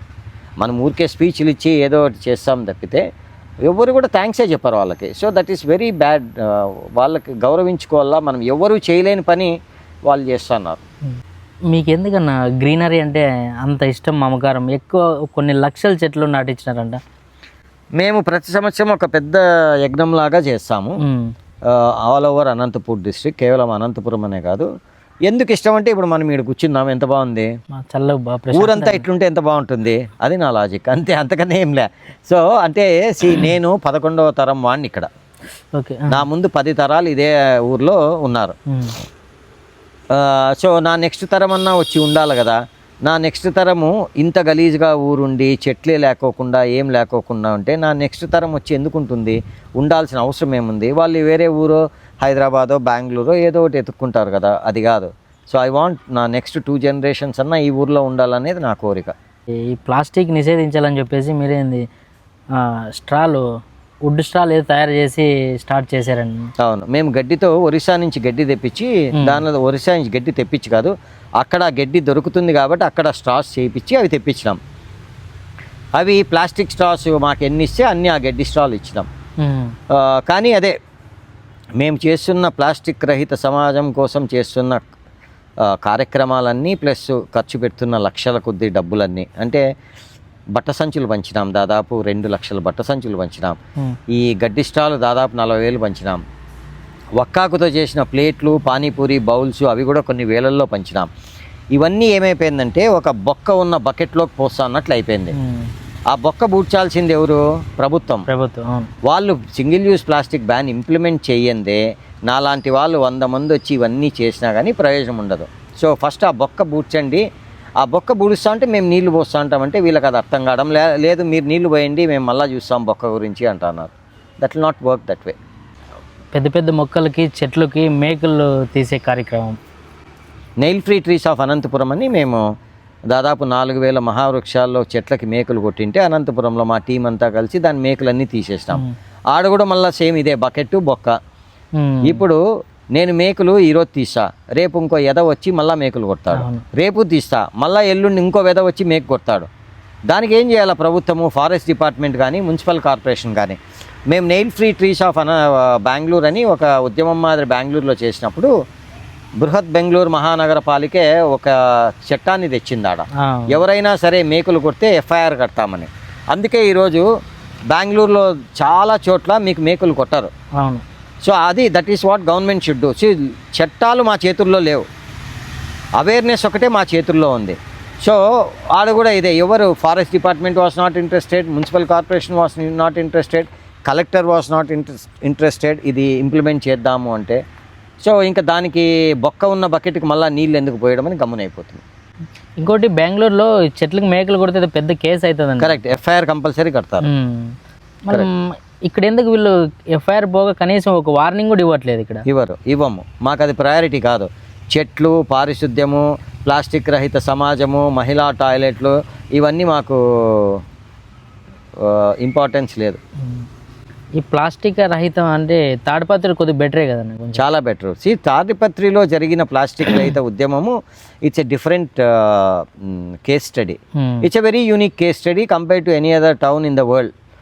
ఆడేమంటే ఒక వ్యక్తి, జేసీ ప్రభాకర్ రెడ్డి గారు అనే ఒక వ్యక్తి ప్లాస్టిక్ రహిత సమాజం ఉండాలా, ఊరు క్లీన్గా ఉండాలా, చెట్లు ఉండాలా అని మొండి పట్టుపట్టి మనుషుల్ని తిట్టైనా సరే కొట్టైనా సరే దాన్ని సాధ్యం చేసినాడు. ఆ విధంగా అన్ని ఊర్లలో చేయలేం, అన్ని ఊర్లలో జేసీ ప్రభాకర్ రెడ్డి లాంటి వ్యక్తులు లేరు. సో అది ఆ పద్ధతి కరెక్టో తప్పో నాకు తెలియదు, బట్ ఇట్ వర్క్. సో అంటే మన ప్రాంతంలో మనుషులకి అదే సరైన మార్గమా అదేనేమో అనిపిస్తుంది నాకు. అదేవిధంగా is that the right way అని అనిపిస్తుంది, ఎందుకంటే దే హ్యావ్ సీన్ సక్సెస్ కదా అక్కడ. సో అందుచేత అది అయింది. దాని తర్వాత ఏమైంది, ఒక నగరం క్లీన్గా ఉంటే ఉపయోగమేమి, ప్లాస్టిక్ లేకుండా ఉంటే ఉపయోగమేమి అనేది జనాలు చూస్తున్నారు కాబట్టి వాళ్ళు కూడా అలవాటు పడిపోయినారు. సో వాళ్ళు కూడా ప్లాస్టిక్ వాడుకోకుండా అయిపోయినారు మెజారిటీ. ఈ మధ్య కాలంలో అంటే ఇంతకుముందు ప్రభుత్వంలో గాడి తప్పింది, మళ్ళీ it's coming back on track. అక్కడ కూడా కాలువల్లో చెత్త వేస్తున్నారు ఇప్పటికీ కొంతమంది, but they are controlling it in a very systematic, very efficient way. అది ఇక్కడ మిస్సింగ్. తాడిపత్రి మున్సిపాలిటీకి ఏదో అవార్డు కూడా వచ్చినట్టుంది. Yes, Tadipatri municipality has always figured in Swachh Bharat ranking and awards. Anantapur కూడా గత 5 సంవత్సరాలుగా చివరి 10 స్థానాల్లో వరుసగా వచ్చింది. అనంతపురం మున్సిపాలిటీ స్వచ్ఛ భారత్ ర్యాంకింగ్లో చివరి 10 స్థానాల్లో 5 సార్లు వరుసగా వచ్చింది. అది కూడా రికార్డే, ఇప్పటిదాకా ఏ మున్సిపాలిటీ కూడా రాలే అట్లా. అయినా కానీ మనకు సిగ్గు లజ్జ ఏం లేదు. అంత తక్కువ ర్యాంక్ వచ్చినప్పుడు వీళ్ళకన్నా కొద్దిగా వాళ్ళకి ఏం ప్రయోజనం లే. ఇంక ఎంత పైకి వస్తాము, వదిలేసేయి, కనీసం బాటమ్ 10 అని చెప్పుకునే దానికి బాగుంటుంది కదా. తమాష ఏమంటే ఇక్కడ గత ప్రభుత్వంలో చాలామందికి ఏమి, అప్పటి ప్రజాప్రతినిధి అప్పుడు మేయర్కి నేను ఎన్నోసార్లు అడిగిన, ఇంతకు మన స్వచ్ఛ భారత్ ర్యాంక్ ఎంత అంటే తెలియదు అంటా అంటే మన ర్యాంక్ ఎంతో కూడా తెలియకోకుండా అంత యాక్టివ్గా ఉన్నారు మనల్లో. అంటే అది ప్రయారిటీ కాదు. సో మన ర్యాంక్ ఎంతో కూడా తెలియకోకుండా, ఎక్కడికి పోవాలనేది కూడా తెలియకోకుండా మనం ఏ విధంగా ప్రణాళికలు చేయలేము. అందుకే మన ఫోకస్ ఇప్పుడు గత 5 సంవత్సరాల్లో బాగా ఇంప్రూవ్ ఏమైంది అనంతపురంలో అంటే హోర్డింగ్లు, ఫ్లెక్సీలు, రోడ్ డివైడర్స్లో లాలీపాప్ బోర్డులు, ఇవన్నీ ఎక్కువైనాయి. అదొక్కటే డెవలప్మెంట్ బాగా జరిగిండేది ఇక్కడ, ఎందుకంటే వీళ్ళ ఫోకస్ అంతా అక్కడే. సింపుల్ ఎగ్జాంపుల్ చెప్తా. గత కౌన్సిల్ దిగిపోయే ముందు ఒక స్టాండింగ్ కమిటీ సమావేశం పెట్టుకున్నారు. ఆ స్టాండింగ్ కమిటీ సమావేశం అనేది ఎందుకు పెట్టుకుంటారంటే కౌన్సిల్ సమావేశాలు ఫ్రీక్వెంట్గా జరగవు కాబట్టి ఏమన్నా అర్జెంట్ ఇష్యూస్, ఎమర్జెన్సీ ఇష్యూస్, కొంపలు మునిగే ఇష్యూస్ ఏమన్నా ఉంటే స్టాండింగ్ కమిటీలో ఆ అంశాలు పెట్టి దాన్ని standing committee members, commissioner, mayor sign చేసి కమాన్ లెట్స్ గో అహెడ్ అని ఇస్తారు. అటువంటి లాస్ట్ స్టాండింగ్ కమిటీ సమావేశంలో వీళ్ళు డిస్కస్ చేసిన అంశాలు ఏమంటే హోర్డింగ్లు, ఇవి మహిళా పబ్లిక్ టాయిలెట్ కాదు, ప్లాస్టిక్ బ్యాన్ కాదు, హోర్డింగ్లు, వీళ్ళకి హోర్డింగ్లు పర్మిషన్లు, ఈ హోర్డింగ్లకి బాడిగ తగ్గియాలా, ఇవి డిస్కస్ చేసినారు వీళ్ళు. అది మన దౌర్భాగ్య పరిస్థితి. సో ప్లీజ్, ఈ ప్రజలకి ఎంతమంది ఉపయోగం ఉంటుంది ఈ హోర్డింగ్ల వల్ల? మొన్న చూసిన అనంతపూర్లో మొన్న ఒకటి హోర్డింగ్ కింద పడింది ఒకటి. నాకు ఉపయోగం కదా, పర్మిషన్ ఇస్తా అంటే నాకు ఉపయోగం కదా. ఇక్కడంతా నాకేంది అనేదే కదా, ప్రజలకి ఏంది అనేది కాదు, నాకేంది అది ఇంపార్టెంట్. మొన్న ఒకటి కింద పడింది ఫ్లెక్సీ బోర్డు ఒకటి హోర్డింగ్ ఏదో అది, కరెక్ట్. దాని కింద ఏదో ఒక ఫ్యామిలీనో ఒక చిన్న బాలుడు నుండి ఏం పరిస్థితి? అవును, అంతకుముందు ఎందుకు నీకు రామ్నగర్ కమ్మభవన్ దగ్గర కూడా ఒక హోర్డింగ్ ఇట్లా తిరిగి పడి అతనికి తలంతా పగిలిపాయా. అయినా కానీ ఈ రోజుకి మళ్ళీ మనం ఆడ కడుతున్నాం. మనకు మనిషి ప్రాణం అన్నా, ఊరి స్వచ్ఛత అన్నా, ఇవన్నీ మనకు సరిపోని పదాలు. అంటే ఎందుకు వీళ్ళ అధికారులు అంటే మేము ఇక్కడ లోకల్లో ఉండంలే, మాకెందుకు, మేము మళ్ళీ మా విలేజ్ మేము వెళ్ళిపోతాము రిటైర్మెంట్ టైంలో అనుకొని నెగ్లెక్ట్ చేస్తున్నారంటారా? నెగ్లెక్ట్ చేస్తూ ఉండొచ్చు, ఇంకోటి వాళ్ళు చేయాలన్నా చేయనీయకుండా ఉండొచ్చు. ఈ రెండిట్లో ఏదో ఒకటి ఉంటుంది. రాజకీయ ఒత్తిళ్ళు, ఏ ఒత్తిళ్ళైనా సరే అది కూడా ఉంటుంది. అంటే అధికారులు వీళ్ళు అనుకుంటే ఏదో 10% అన్నా చేయొచ్చు కదన్నా, ఏదో కొద్ది వరకు అన్నా అబ్బా పర్లేదు. 10% అనేది చాలా పెద్ద ఫిగర్. నువ్వు అధికారులు 10% అనుకున్నారు అంటే వీ కెన్ మూవ్ మౌంటైన్స్. అయితే మీరు చెప్పారు పట్టించుకోవట్లేదు అసలు. కరెక్ట్. మీరు ఏమైనా వేసుకోండి అంతే అంతే. పక్షి గూళ్ళు డిస్ట్రిబ్యూట్ చేశారు, దాదాపు 1.5 నుంచి 2 లక్షల గూళ్ళు ఏం డిస్ట్రిబ్యూట్ చేశారు కదా. అందులో మరి పిక్షకులు కూడా 3 lakhs వరకు అవి రీగ్రోత్ అయ్యాయి. సార్ దాని గురించి చెప్పండి. ఇవి టెంకాయ పీస్తో చేసిన పిచ్చుకగూళ్ళు మేము జిల్లా అంతా పంచినాం. జిల్లా అనే కాదు, ఈవెన్ మైసూర్లో పంచినాం, హైదరాబాద్లో పంచినాం, నెల్లూరులో పంచినాం, తర్వాత పక్కన నియోజకవర్గాల్లో కూడా పెంచినాం, స్కూళ్ళల్లో పెట్టినాం, ఆఫీసుల్లో పెట్టినాం. స్పారోస్, ఈ పక్షులు అనేది ఇట్స్ బయోడైవర్సిటీకి చాలా చాలా ఇంపార్టెంట్ ఇవి. సో అందుకోసము మేము ఫ్రీగా పంచుకుంటూ వచ్చినాము. 192,000 ఇప్పటిదాకా పంచినాం. అందులో ఒక 4 లక్షల పిచ్చుకలు జన్మించినాయి. సో ఇది అట్లే ప్రోగ్రామ్ కంటిన్యూ అయితే మంచిది. ఒక సెన్సిటైజ్ చేసి స్కూల్ పిల్లలకి ప్రత్యేకించి to make them understand the importance of birds, biodiversity importance తెలియజేయడానికి. సో మా ఊర్లో పక్షులు ఎక్కువ ఉండాలనే ఒక ఉద్దేశం. ఇంతవరకు మీరు ఇంత చేస్తున్నారు, ప్రతి ఒక్కరిని ప్రశ్నించడం, ఈ గ్రీనరీ వల్ల కానీ, ఈ ప్లాస్టిక్ నియంత్రణ వల్ల కానీ ఏమన్నా మీకు రాజకీయ ఒత్తిళ్ళు ఏమన్నా ఉంటాయి? కంపల్సరీ ఉంటాయి. నేను ఎన్నుకున్న దారి అందరూ తీసుకున్న దారి కాదు కదా. అవును, నాది ఎదురీత. రాజకీయ పార్టీ ఏది అధికారంలో ఉన్నా నేను I will always be on the other side. Questioning, సమస్యలు ఉంటే నేను మాట్లాడతా. రాజకీయ ఒత్తిళ్ళు ఇప్పుడు గత ప్రభుత్వంలో నన్ను టీడీపీ అనరే, ఈ ప్రభుత్వంలో నన్ను వైసీపీ అనరే. సో ఎవడేమనుకున్నా నాకేమని నేను పోతాన్నా. సో ఇప్పటికీ అంతెందుకు, నిన్న కూడా ఒక వెధవ ఒక వాట్సాప్ గ్రూప్లో ఏమంటే అది బాగా నీకు పని పాట లేదు, నీకు కళ్ళు కనపడవు, అవి ఇవన్నీ మాట్లాడా.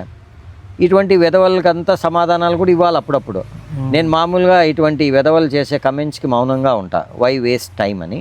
కానీ నిన్న ఈ ఎదవ పదే చేసినాడు కాబట్టి నేను కూడా పోస్ట్ పెట్టాల్సి వచ్చింది. అంటే వాడు దమ్ము, ధైర్యము ఇవన్నీ మాట్లాడుతూ ఉండేవాడు. వాడు అందులో ఇంతకుముందు దీంట్లో ఒక ప్రజాప్రతినిధి కూడా మళ్ళా. సో అందుకే ఆ ఎదవకి నా స్టైల్లోనే ఇట్లా కూడా నేను సమాధానం ఇస్తానని ఇచ్చిన.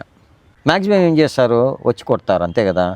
ఇంట్లోకి వచ్చన్నా కొట్టాలా, బయట ఉన్న నేను ఒక్కడనే బయటకు పోయేది, బయటన్నా కొట్టాలా, డన్. దాని తర్వాత నేను ఎంత కొడతానో వానికి ఊహకు అందనంతగా కొడతాను నేను. అంటే కొట్టడం వరకు అవసరం లేదు, ఎందుకంటే అంటే అవన్నీ జరిగినాయి. తప్పు చేయట్లే కదా. తప్పు చేస్తానది ఇక్కడ తప్పు రైట్ అనేది కాదు. ఇక్కడ మేము చేస్తా ఉండేది నువ్వు ఎట్లా ప్రశ్నిస్తావు అనేది క్వశ్చన్. నిన్న కూడా ఆ కమెంట్స్ అన్నీ ఎందుకు వచ్చినాయంటే, ఆంధ్రజ్యోతిలో వార్త ఏమని వచ్చిందంటే గాజు బాటల కోసం 40 లక్షలు ఖర్చు పెట్టినారు అని వచ్చింది. అదేవిధంగా కంప్యూటర్ల కోసం 1,10,00,000 ఖర్చు పెట్టినారు అని వచ్చింది. అదేవిధంగా 1,20,00,000 స్టేషనరీకి ఎట్లా ఖర్చు పెట్టినారు అని వచ్చింది. నేను దాన్ని ప్రశ్నించిన, ఒక దినపత్రికలో వచ్చిన వార్త గురించి నేను ప్రశ్నించి ఏమన్నానంటే 40 లక్షలకి 70,000 గ్లాస్ బాటిల్స్ వస్తాయి. అదేవిధంగా 1,20,00,000 రూపాయలకి కొన్ని ట్రక్కుల స్టేషనరీ వస్తుంది. అదేవిధంగా 1,10,00,000కి 200 కంప్యూటర్లు వస్తాయి. మరి ఇవన్నీ గత కౌన్సిల్ హయాంలో ఎక్కడ పెట్టినారో చెప్పండి, దీని మీద ప్రెస్ మీట్ పెట్టరా అని పెట్టినా అంతే. నేను ఎవడన్నా తిన్నాడనో ఇంకోటనో అలిగేషన్ కూడా చేయలే. దానికి మన వాళ్ళు రియాక్ట్ అయిపోయి ఎవడు రియాక్ట్ కావాలో వాడు రియాక్ట్ కాకోకుండా వాడు ఇంకోరికి చెప్పి ఇతని నెంబర్ ఈ ఎదవ నెంబరు ఆ వాట్సాప్ గ్రూప్లో వేయించి ఆ విధవ చేత నన్ను తిట్టించినాడు. సో ఇవన్నీ పడాలా. అయినా వాళ్ళకి కొంచెమైనా గిల్టీగా ఉండదా, అరే మనం ఎట్లా తప్పు చేస్తున్నాము అదనన్నా మనం ప్రశ్నించి ఏదో మంచి రూట్లో తీసుకెళ్తున్నాడు సమాజం. ఉండదు ఎందుకుంటుంది? ఉండదు.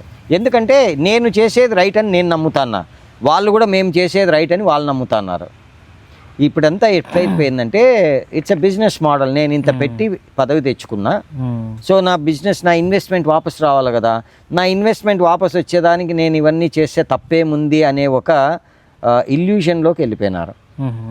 అది అనంతపూర్లో ఏ పొలిటికల్ లీడర్ అయినా ఇతను ఉంటే బెటరు, అనంతపూర్ కొంచెం డెవలప్ అయ్యే కానీ గ్రీనరీకి కానీ పక్షులకు కానీ ఏదైనా కానీ యూజ్ అవుతుందని ఒక లీడర్ ఎవరు ఉన్నారన్నా? No comments. నేను పొలిటికల్ కమెంట్స్ చేయను. అంటే పొలిటికల్గా కాదు, మీ వ్యక్తిగత అంటే మీ ఒపీనియన్ చెప్పండి. నేను చేయను. అంటే అట్లా మనం వాళ్ళని ఎన్నుకుంటాం కదా. కరెక్ట్. అంటే మనం ఓటు వేసినప్పుడు వాళ్ళని ప్రశ్నించే హక్కు కూడా ఉంటుంది. మీరే అంటారు కదా. ప్రతి ఎవరు అన్నారు? ఇప్పుడు అనంతపురంలో మొన్న ఎలక్షన్లో ఎంతమంది ఓటు వేసినారు? 1,00,000+ వేసింటారు. సరేనా?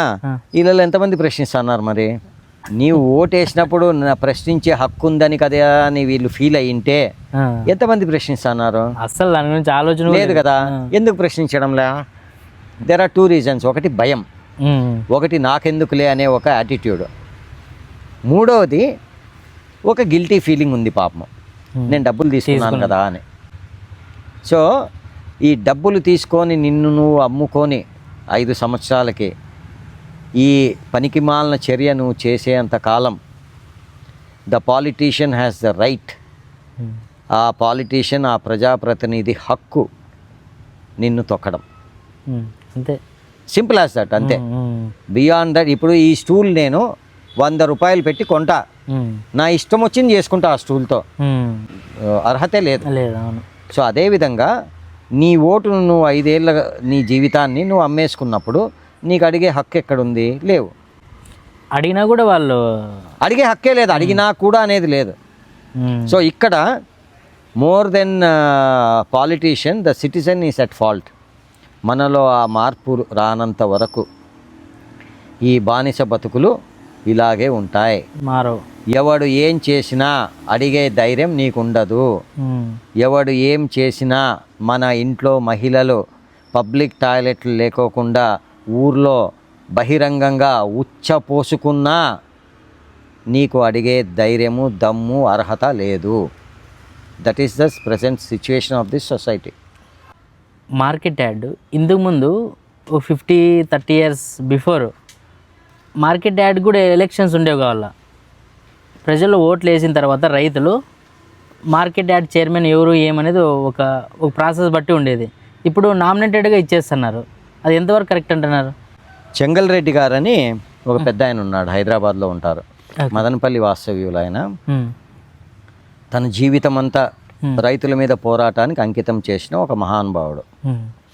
ఆయన మొన్న ఒక ఇంటర్వ్యూలో వీడియో నోట్లో ఏమన్నాడంటే, మార్కెట్ యార్డులు పెట్టిన ఉద్దేశం ఏమి?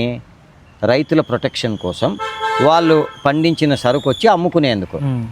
సో రైతుల కోసం రైతుల చేత ఏర్పడుకున్న ఒక వ్యవస్థ. ఆ వ్యవస్థ ఇప్పుడు రాజకీయ నిరుద్యోగులకు స్థావరం అయిపోయింది అని ఆయన అన్నాడు, పెద్ద ఆయన, which is 100% right. Correct. So ఏమాత్రం నేను కేవలం అనంతపురం మార్కెట్ యార్డ్ గురించి మాట్లాడడంలా, మొత్తం రాష్ట్ర వ్యాప్తంగా మార్కెట్ యార్డ్ల వ్యవస్థ ఈరోజు రైతులకి అనుకూలంగా ఎక్కడ ఉంది? ఇది కేవలం బ్రోకర్స్కి అనుకూలంగా ఉంటుంది. రైతుకి 1,00,000 రూపాయలు టన్ను పలికినా, 10,000 రూపాయలు టన్ను పలికినా రైతేమో లాభమే చూడడంలా. అవును. ఎంత పంట నష్టం వచ్చినా, కిలో టమాటాలు రూపాయి ఉన్నా కానీ బ్రోకర్ మాత్రం heal make money. So the system it self is completely wrong. So ఆ పాతకాలం ఏదైతే రైతులంతా ఒక కమిటీగా ఏర్పరిచి ఆ రైతులంతా మెంబర్స్గా చేరి ఆ రైతులంతా ఆ చైర్మన్ని ఎన్నుకుంటే తప్ప, ఆ రైతుల్లో ఒకడు మార్కెట్ యార్డ్ చైర్మన్ అయితే తప్ప ఈ మార్కెట్ యార్డ్ వ్యవస్థ అనేది మారదు. సో చెంగల్ రెడ్డి గారు చెప్పింది అదే. So that has to change అని. సో చెంగల్రెడ్డి గారి పోరాటం దాదాపు నాకు తెలిసినంత వరకు 35 ఇయర్స్ ఒక సమస్య మీద ఒక వ్యక్తి పోరాడుతున్నాడంటే ఒకసారి ఊహించుకోవచ్చు. చాలా గొప్ప విషయం. సో చెంగల్రెడ్డి గారు హీఈస్ ద సేమ్ మ్యాన్. ఇప్పుడు చాలా పొలాల్లో హై టెన్షన్ వైర్స్ వేస్తారు, అంటే పెద్ద టవర్స్ మాదిరి వస్తాయి. దాని కింద మనం పంటలు పండించుకోలేం. తర్వాత నువ్వు పండ్ల తోటలు కూడా పెట్టేదానికి లేదు. సో దానికి చెంగల్రెడ్డి గారు కేసు వేసి సుప్రీంకోర్టులో కూడా హైకోర్టు లాయర్ బేసిక్లీ ఆయన కాంపెన్సేషన్ ఇవ్వాలా ఈ పవర్ కంపెనీస్ ఈకోకుండా ఉన్నాయి అనేది. ఆ విధంగా ఇవ్వని పవర్ కంపెనీస్ కార్పొరేషన్స్ కానీ ఆ విధంగా ఎక్కడైతే వీళ్ళు లైన్స్ వేసుకున్నారో ఆ విధంగా కాంపెన్సేషన్ ఇవ్వని డబ్బులు 8 లక్షల కోట్లు. 8 లక్షల కోట్లు అప్రాక్సిమేట్గా రైతులకి ఇవ్వాలి. నష్టం జరిగినా నష్టపరిహారం. కరెక్ట్. సో చెంగల్రెడ్డి గారు ఇంకో మాట ఏమంటారంటే అంతా క్యాలిక్యులేట్ చేస్తే ఈ చట్టం వచ్చిన తర్వాత సుప్రీంకోర్టు జడ్జిమెంట్స్ వచ్చిన తర్వాత అంతా డేటా అంతా తీసుకుంటే ఆ డబ్బు దాదాపు 20 లక్షల కోట్లు అంటారు ఆయన. It may vary, exact data may vary, కానీ లక్షల కోట్లలోనే ఉంది కదా. ఈ లక్షల కోట్లు రైతులకు చెందాల్సింది ఈ రోజు వరకు ఈ పవర్ కార్పొరేషన్ వాళ్ళ చేతుల్లోనే ఉన్నాయి. మరి దాని గురించి ఏ పాలిటీషియన్ మాట్లాడట్లే. ఎందుకు మాట్లాడడంలే? ఎవ్రీబడి నోస్ ఎందుకు మాట్లాడడం లేదని. పేపర్ పెన్ను, పేపర్ పెన్సిల్స్ మీరు డిస్ట్రిబ్యూషన్ చేసేదండి. ఎందుకు ఆ ప్రోగ్రామ్ ఎందుకు చేయాలనిపించింది? మా అమ్మ 14 సంవత్సరాల నుంచి స్కూల్లో పిల్లలకి పెన్స్, పెన్సిల్స్ అవన్నీ డిస్ట్రిబ్యూట్ చేస్తామండి. So 100% where plastic. సో దాన్ని మనం ఆల్రెడీ ప్లాస్టిక్ ఫ్రీ సొసైటీ అంటున్నాం కాబట్టి పేపర్ పెన్స్ అట్లా ఇస్తాము. అదేవిధంగా మనం గ్రీనరీ గురించి మాట్లాడుతున్నాం కాబట్టి పడేసిన అట్టపెట్టెలతో పేపర్ పెన్స్ చేసి, పేపర్ పెన్సిల్స్, పాత న్యూస్ పేపర్లతో పేపర్ పెన్సిల్స్ చేసి దాని వెనకాల కూరగాయల విత్తనాలు పెట్టినాం. సో రాసుకున్న తర్వాత పడేస్తే అది ఒక మొక్క అవుతుంది. సో ఆ విధంగా 3 సంవత్సరాలు దాదాపు ఒక 70,000 పేపర్ పెన్సిల్స్, పేపర్ పెన్స్ పిల్లలకు పంచి ఒక అవగాహన కార్యక్రమం చేసి వాళ్ళ చేతి చేయించాం. ఆ పేపర్ పెన్సిల్ అంటే యూజ్ అండ్ త్రోనా? Use and throw. ఒకసారి రాసిన తర్వాత పడేసేది అంతే. దానికి ఏదో సీడ్స్ మీరు అటాచ్ సీడ్స్ ఉంటాయి కాబట్టి ఏదో మొక్క ఏర్పడుతుంది, మొక్క అవుతుంది. అది ఏదైతే న్యూస్ పేపర్ అది డిజాల్వ్ అయిపోతుంది అర్త్లో. Super idea. బ్లైండ్స్కి మీరు ఏదో సెన్సర్ స్టిక్స్ ఏదో డిస్ట్రిబ్యూట్ చేశారండి. కరెక్ట్. మళ్ళీ ఈ మంత్ మళ్ళీ చేస్తున్నాం. బేసిక్లీ ఒక అందులను మీరు చూస్తే ఒక కర్ర పట్టుకొని తిరుగుతూ ఉంటారు. దాంట్లో ఏమవుతుందంటే ఆ కర్ర దేనికంటే బేసిక్లీ ఏమన్నా రాయి ఉందా లేకపోతే ఏమన్నా ఆబ్జెక్ట్ ఉందా ముందర అనే దానికోసం.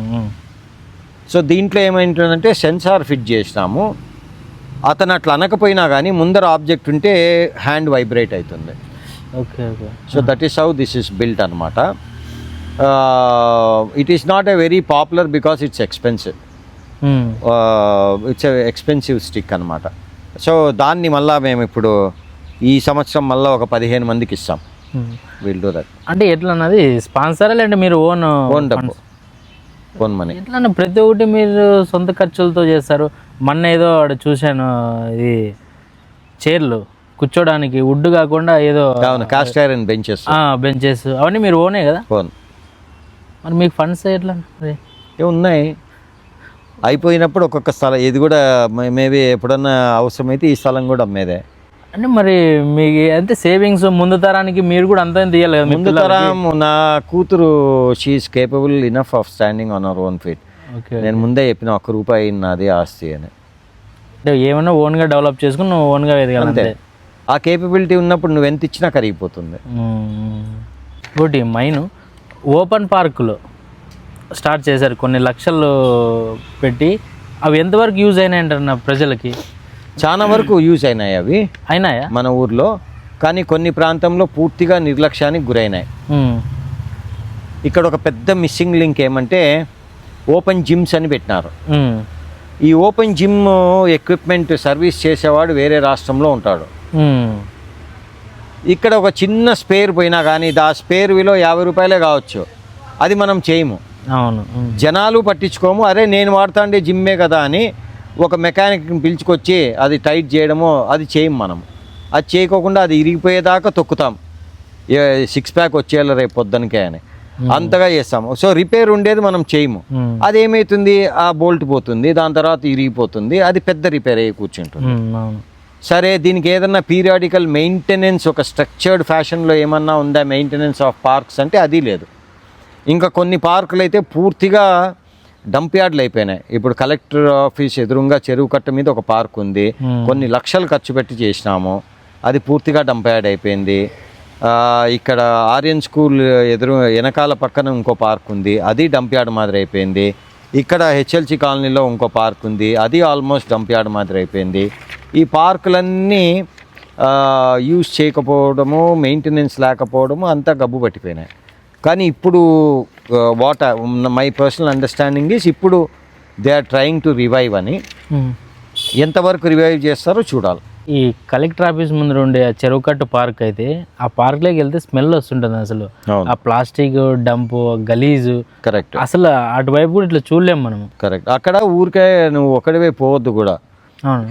మర్డర్ చేసినా ఎవడేం పట్టించుకునేది ఉండదు. సో చాలా జాగ్రత్తగా 2-3 కలిసి పోండి అక్కడికి.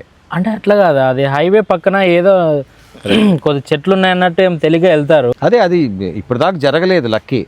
ఓకే, జరగచ్చు, ఫ్యూచర్లో జరగచ్చు, ఎందుకంటే అలా తయారైంది ఏరియా అది. ఆ పార్క్ అంతా అడవిలాగా. ఇది అన్ఫార్చునేట్. నేను అదే చెప్పేది. ఇప్పుడు ఆ పార్క్ అన్నా దాదాపు ఒక 500 అడుగుల దూరంలో ఉంది, ఇది కలెక్టరేట్కి. 100 అడుగుల దూరంలో సచివాలయం ఉంది. అవునవును, కలెక్టరేట్ ఎదురుగా. ఆ సచివాలయం కూడా అట్లే ఉంటుంది. నేను ఆ వీడియో పెట్టినా, మీరు చూసినారో లేదో, అంత ఘోరంగా ఉంటుంది ఆ సచివాలయం. అవును. అన్ఫార్చునేట్లీ ఏమంటే ఫాదర్ ఫెర్రర్ విగ్రహం వరకే మున్సిపల్ లిమిట్స్. ఫాదర్ ఫెర్రర్ విగ్రహం వెనకల నుండి అది సింగనమల కాన్స్టిట్యున్సీ, అది పంచాయతీలోకి వస్తుంది. సో అందుకు మున్సిపాలిటీ వాళ్ళు మాకేం సంబంధం అని వాళ్ళు ఏమంటారంటే ఈ చెత్త అంతా ఎత్తుకొచ్చి చేస్తాండేది మీ మున్సిపాలిటీ వాళ్ళే కదా, మా వాళ్ళు కాదు కదా అని వాళ్ళు.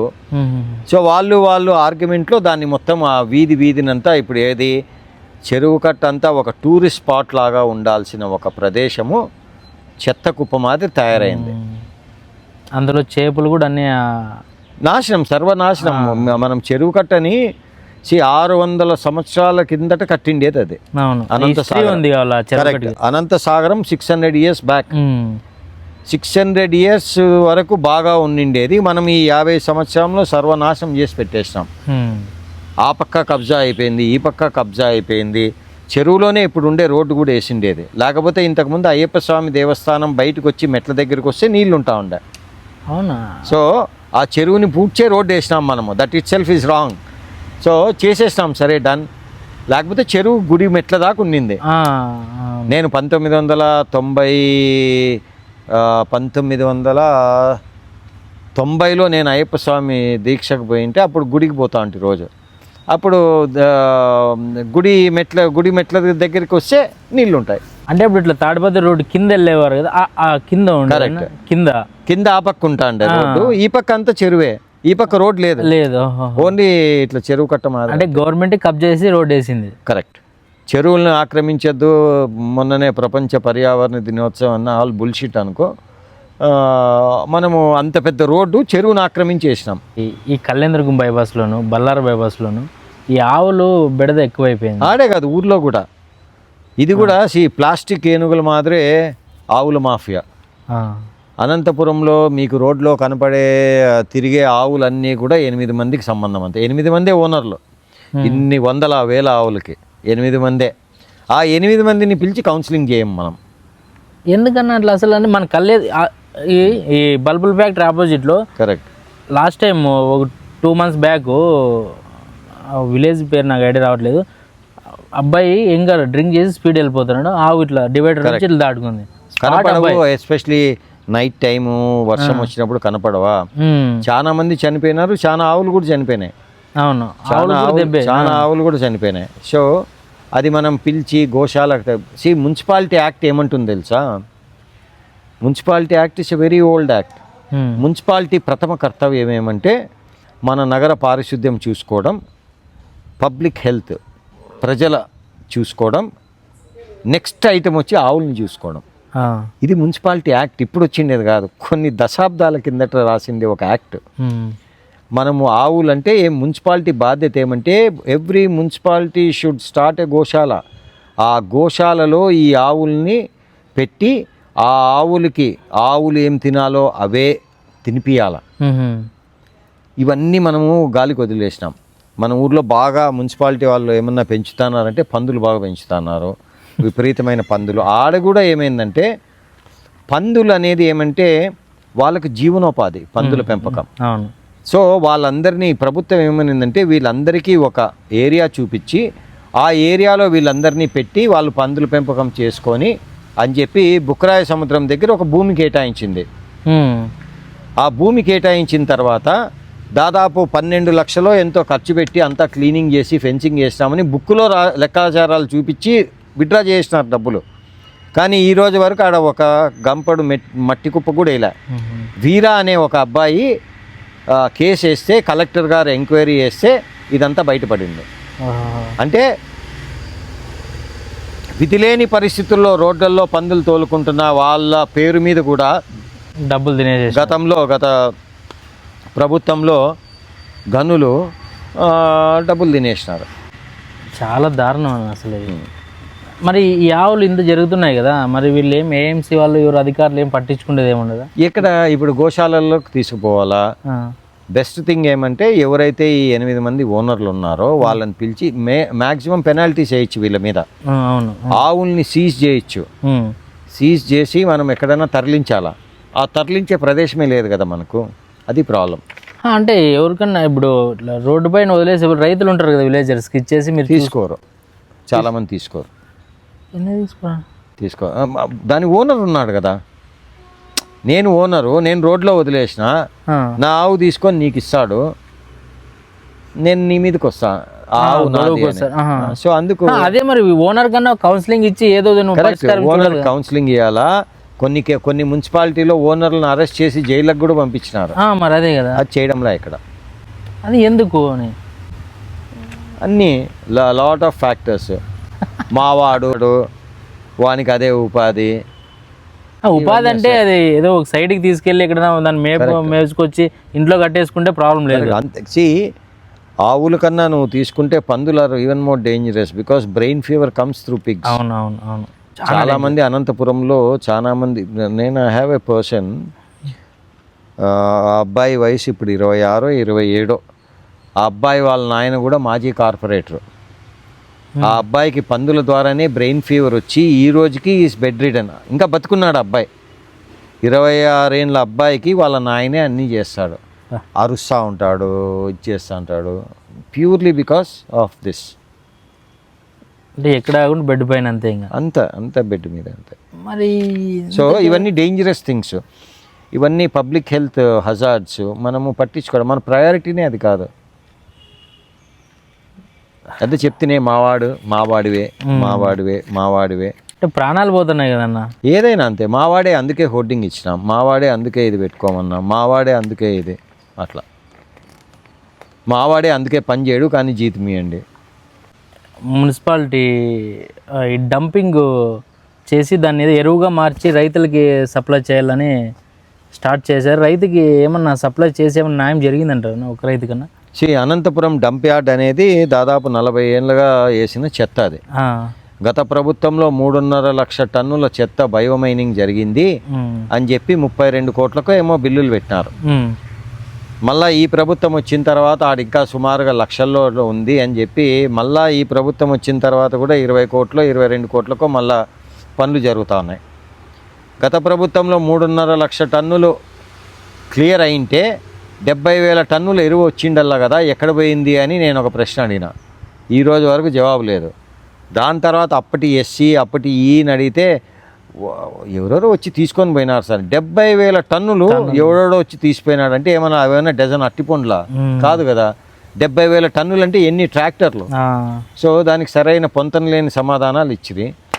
ఈసారి ఒక సిస్టమేటిక్గా ఆ ఎరువునంతా బయోమైనింగ్ చేసిన ఎరువుని ఎవరైనా సరే వచ్చి ఫ్రీగా తీసుకోవచ్చని పెద్ద పెద్ద బ్యానర్లు వేసి వైడ్ పబ్లిసిటీ ఇచ్చి రైతులే వచ్చి తీసుకుపోయిన దాఖలాలు ఉన్నాయి. అంతెందుకు ఇక్కడంతా కూడా ఇప్పుడు మున్సిపాలిటీలో చెట్లు నాటుతున్నారు కదా, దానికంతా వాడే ఎరువు కూడా అదే. ఆ ఎరువే వాడుతున్నారు. అంటే యూజ్ అవుతుందా? చాలా మంచి ఎరువు అది, ప్రొవైడెడ్ మనం ఇంటి దగ్గర చెత్త, వెట్ వేస్ట్, డ్రై వేస్ట్, తడి పొడి చెత్త, ప్లాస్టిక్ వేస్ట్ అన్నీ కలిపి ఇస్తున్నాం కాబట్టి ఇట్ బికమ్స్ డిఫికల్ట్. కానీ ఇప్పుడు ఆడ బయోమైనింగ్ చేసిన తర్వాత ఇట్స్ హైలీ ఫర్టైల్.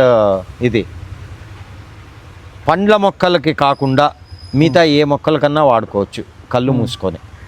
పండ్ల మొక్కలకి వాడకూడదు అని కొంచెం కాషియస్గా ఎందుకంటారంటే అది 30-40 ఏళ్ళ వేస్ట్ కదా, దాంట్లో ఏమన్నా పాయిజనస్ ఎలిమెంట్స్ ఉంటే మళ్ళీ అది పండ్ల ద్వారా ప్రాబ్లం అవుతుందనే దానికి they are taking precaution. But otherwise it's a very fertile ఎరువు. అది చాలా మా మున్సిపాలిటీ, ఇప్పుడు తిరుపతి తీసుకో, నీకు 3 రూపాయలు 4 రూపాయలు కిలో అమ్ముతారు ఆ ఎరువు. ఇక్కడ అమ్మడంలో ఫ్రీగా ఇస్తున్నారు. అంటే రైతులకి వీళ్ళు పెద్ద పెద్ద ఫ్లెక్సీలు వేసి అవగాహన కల్పించే పని కూడా లేదు, జస్ట్ ఆర్డిటీకి అప్ చెప్తే చాలు. ఎందుకంటే ఆర్డిటీ వాళ్ళు will not take up such projects. ఎందుకంటే సపరేట్ సంస్థ.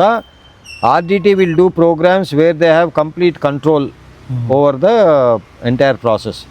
ఇప్పుడు ఆర్డిటీ వాళ్ళకే అప్పచెప్పినాం అనుకుందాం, వాళ్ళు తీసుకున్నారనుకో, కర్మగాలి దాంట్లో ఏదో సంథింగ్ రాంగ్ ఉన్నింది, అప్పుడు మన వాళ్ళు ఏం చేస్తారంటే అంతా ఆర్డిటీని చేసిందంట. అవసరమా ఆర్డిటీకి? అదే ముందే ఇప్పుడు ఆర్డిటీ స్ట్రగుల్లో ఉంది కొంచెం. సో ఆ స్ట్రగుల్లో ఉన్నా లేకపోయినా RDT is a very ethical organisation. They will not do any mischief, they will not get into any controversy. లాస్ట్కి బ్లీచింగ్ పౌడర్లో కూడా అవినీతి జరిగిందని ఆరోపణలు ఉన్నాయి. గతంలోనూ జరిగింది. ఇప్పుడు నీవు బ్లీచింగ్ పౌడర్ నువ్వు ఎప్పుడన్నా చిన్నప్పుడు చూసినావా? ఎంత స్ట్రాంగ్గా ఉంటుందంటే బ్లీచింగ్ పౌడర్, అది ఒక స్మెల్ నువ్వు తట్టుకోవాలి. నేను చాలాసార్లు తిన్నాను అది, ఆన్ కెమెరా నేను తిని చూపించిన ఇది బ్లీచింగ్ పౌడర్ కాదు అని. ఈ రోజుకి అదే. నువ్వు ఈ రేపు కూడా నువ్వు కెమెరా తీసుకొస్తానంటే చెప్పు, యూ డిసైడ్ ఏ స్పాట్లో పోతామో అది నేను తింటా లైవ్లో. అంటే అంత నమ్మకం నాకు అది బ్లీచింగ్ పౌడర్ కాదని. మరి ఎట్లా నా పరిస్థితి? అంతే, నీకు తెల్లగా కనబడుతుంది కదా పౌడర్, వేస్తున్నాం అంతే. అంటే ఏదో మైదా పిండి ఏదైనా వేసుకొని, ఆ చాక్ పౌడర్ వేస్తారో సున్నం వేస్తారో, సున్నమన్నా స్వచ్ఛమైన సున్నం వేస్తే కొంచెము బ్యాక్టీరియానన్నా కొంచెం ఇది చేస్తుంది, మంచిది. So unfortunate. Animal birth centre ఏదో దాంట్లో కూడా ఏదో ఫ్రాడ్. యానిమల్ బర్త్ కంట్రోల్ అనేది కేంద్ర ప్రభుత్వము ప్రతి మున్సిపాలిటీకి ఒక ఏబీసీ సెంటర్ పెట్టాలా. ఆ ఏబీసీ సెంటర్ సర్టిఫైడ్ సెంటర్ అయి ఉండాలా. అంటే సర్టిఫైడ్ సెంటర్ అంటే ఏమి? కుక్కల్ని పట్టుకొచ్చినప్పుడు దానికి నీట్గా కెన్నెల్స్ ఉండాలా, దానికి ఫుడ్ సరిగా పెట్టాలా, ఆపరేషన్ థియేటర్ కరెక్ట్గా ఉండాలా, దాని ప్రొసీజర్స్ కరెక్ట్గా జరగాల, సర్జరీ ఎక్విప్మెంట్ సరిగా ఉండాలి. ఇవన్నీ కొన్ని రూల్స్ లే డౌన్ చేసింది. గత కౌన్సిల్లో ఏమైందంటే మేము కొన్ని వేల కుక్కల ఆపరేషన్లు చేసేసినాము అని బిల్లులు పెట్టేసినారు, డబ్బులు కూడా వెళ్ళిపోయినాయి. అన్ని వేల కుక్కల ఆపరేషన్లు చేయడానికి సాధ్యం కాదు. ఎందుకంటే ప్రతి ఆపరేషన్కి ఇంత టైం అని ఉంటుంది, ప్రతి డాక్టర్ ఇన్ననే చేయగలడు. కానీ వీళ్ళ లెక్కలకి ఆడ జరిగిన వాస్తవాలకి పొంతం లేదు. దాని మీద కూడా ఇప్పుడు కలెక్టర్ గారు ఎంక్వైరీకి వేసినారు, డంపింగ్ యార్డ్ మీద ఎంక్వైరీకి వేసినారు, ఏబీసీ సెంటర్ మీద ఎంక్వైరీకి వేసినారు, పనిముట్ల మీద కూడా ఎంక్వైరీకి వేసినారు. Enquiry is going on. Vinod Kumar గారు ఉన్నప్పుడే ఎంక్వైరీకి వేసినారు. అంటే ఆ కొలిక్కి వస్తాయంట, నీవు ఎంక్వైరీకి వేసినారు కరెక్టే, ఈ కొలిక్కి వచ్చి దీనికి న్యాయం జరిగేది ఎప్పుడు తెలియదు. ఎప్పుడైనా జరగచ్చు, జరగకపోవచ్చు. 1% జరగచ్చు. 1%. నేను ఆపరేట్ అయ్యేదే 1% హోప్తో.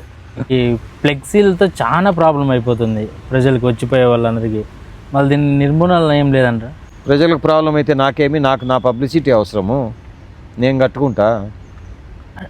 అంటే ఇట్లా మనం నెగ్లెక్ట్ చేసుకుని కూడా ఏదో రోజు ప్రజలు తిరగబడే ఛాన్స్ ఉంది కదా. తిరగబడన్న గ్యారంటీ నాకుంది. మా ఈ ఫ్లెక్స్ హోర్డింగ్ మీద పడి దేని మీద ప్రజలు తిరగబడరు, రాసుకో. అయ్యో పాపం అంటారు, చూసి వెళ్ళిపోతారు అంతే. అయ్యో పాపం అని కూడా అనరు, మనకెందుకు లేని వెళ్ళిపోతారు అంతే. ఓ ఎవడంటే వాడు హ్యాపీ బర్త్డే ఫ్లెక్సీలు కడతాడు ఊరంతా. అవునవును. వీళ్ళు ఏమి ఈడ పొడి చేసినారని వీళ్ళ హ్యాపీ బర్త్డే ఫ్లెక్సీలు వాళ్ళ ఇంటి దగ్గర కట్టుకోండి, నో ప్రాబ్లం. వాళ్ళ షాప్ దగ్గర కట్టుకోండి, నో ప్రాబ్లం. ఊరంతా కట్టడం ఏంది అసలు? యోగాంధ్ర అని దాదాపు 25 లక్షలు ఖర్చు చేసి పెయింటింగ్ చేసినాం, దాని మీద కూడా కట్టేసినారు. మీకు ఇప్పుడు కూడా అండర్ పాస్ దగ్గర పోతే మీకు ఒక రాజకీయ పార్టీకి సంబంధించిన వాళ్ళ ఇది పేస్ట్ చేసేసినారు దాని మీద. అట్లా చేసేటప్పుడు అంటే మున్సిపాలిటీకి దాన్ని నియంత్రించే చిత్తశుద్ధి, దమ్ము, ధైర్యము, ఓపిక లేనప్పుడు ఆ 20 లక్షలు ఖర్చు పెట్టడం ఎందుకు? దానికి ఖర్చు పెట్టుకోండి ఉంటే మామూలు సిమెంట్ దాని మీదే వాళ్ళు ఫ్లెక్సీలు వేసుకుందరు కదా. ఆడ 20 లక్షలు ప్రజాధనం బొక్క, దాని మీద మళ్ళీ వీళ్ళ బొక్క. సో ఈవెన్ దీనికి కూడా చట్టాలు చాలా స్ట్రిక్ట్గా ఉన్నాయి. ఫర్ ఎగ్జాంపుల్ కర్నూలు కమిషనర్ ఉన్నారు రీసెంట్గా వచ్చిన ఆయన ఎవరన్నా ఉత్త పోస్టర్ అంటించినా కానీ ఫైన్లు వేస్తున్నాడు. అది చేయాల్సిందే పని, మనం ఏం చేయడంలే. అంతెందుకు ఇప్పుడు కళ్యాణ దుర్గము బళ్ళారి బైపాస్ ఆడ గోడలకంతా గంధం చంద్రుడు గారు కలెక్టర్గా ఉన్నప్పుడు వాల్ పెయింటింగ్ చేయించినాడు. రాజ్యాంగము, పార్లమెంటు, అంబేద్కర్ గారు, నేషనల్ లీడర్స్, కృష్ణదేవరాయలు ఇవన్నీ వేయించినాడు. నీకు ఒక్కటి కనపడదు, దాని మీద అంతా పోస్టర్లే, ఫ్లెక్సీలే. రాజకీయ అరగ్రేటం ఎప్పుడు చేస్తున్నారు మీరు? ఎప్పటికీ ఉండదు. మరి ఎందుకు ఇంత మంచి పనులు చేస్తున్నారు? మంచి పనులు కాదు ఇవి. ఎవడైనా బుద్ధి జ్ఞానం ఉన్నోడు చేయాల్సిన పనులు ఇవి.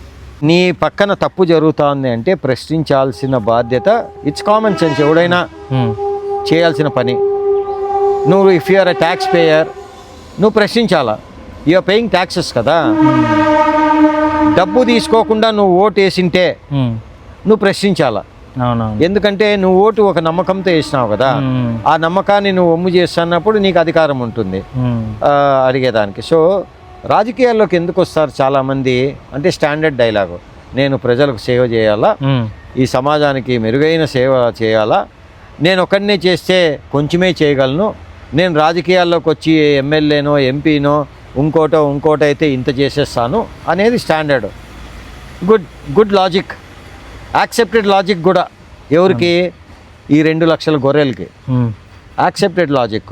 కానీ నేనేమంటానంటే సేవ చేసేదానికి రాజకీయం అవసరం లేదు అని నేను అంటాను. I strongly believe in that.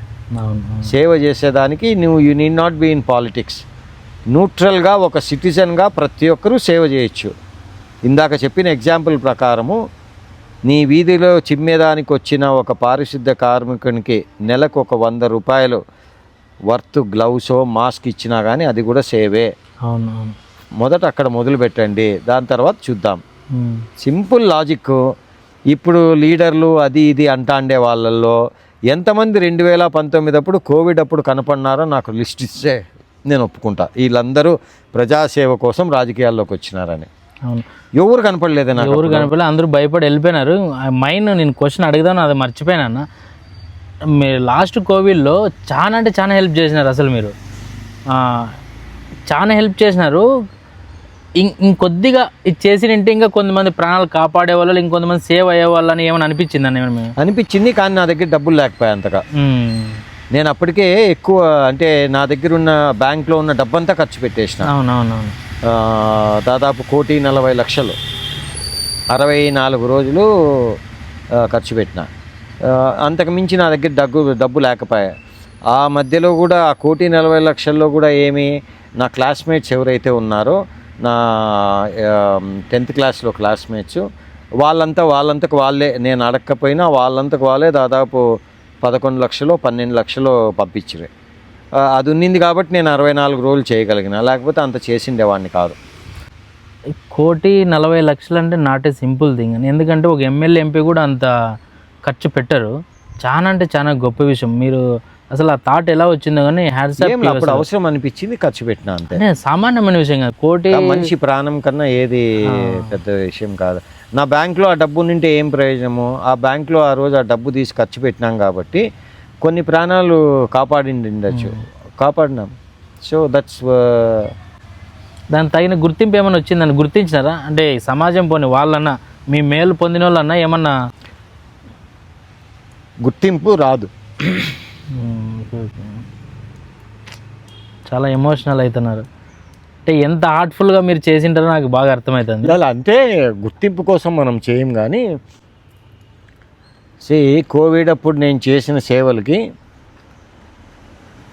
కనీసం విఆర్ఓ కూడా పిలిచి థ్యాంక్స్ చెప్పినాం, పాపాను పోలే. కానీ అరవింద్ కేజ్రీవాల్ సీఎం పిలిచి నన్ను గౌరవించిన ఢిల్లీలో. సో గుర్తింపు ఇట్స్ నాట్ బిగ్, బట్ ఎవరైతే నేను ఒక ఆమెని తీసుకొచ్చి ఇంట్లో పెట్టుకోయింటిని, కోవిడ్ పేషెంట్, ఆమె చాలా సీరియస్గా ఉంటా, మా ఇంట్లో 45 రోజులు ఉండి బతికి ఇప్పటికీ వస్తూ ఉంటుంది, ఇంటికి వస్తుంది.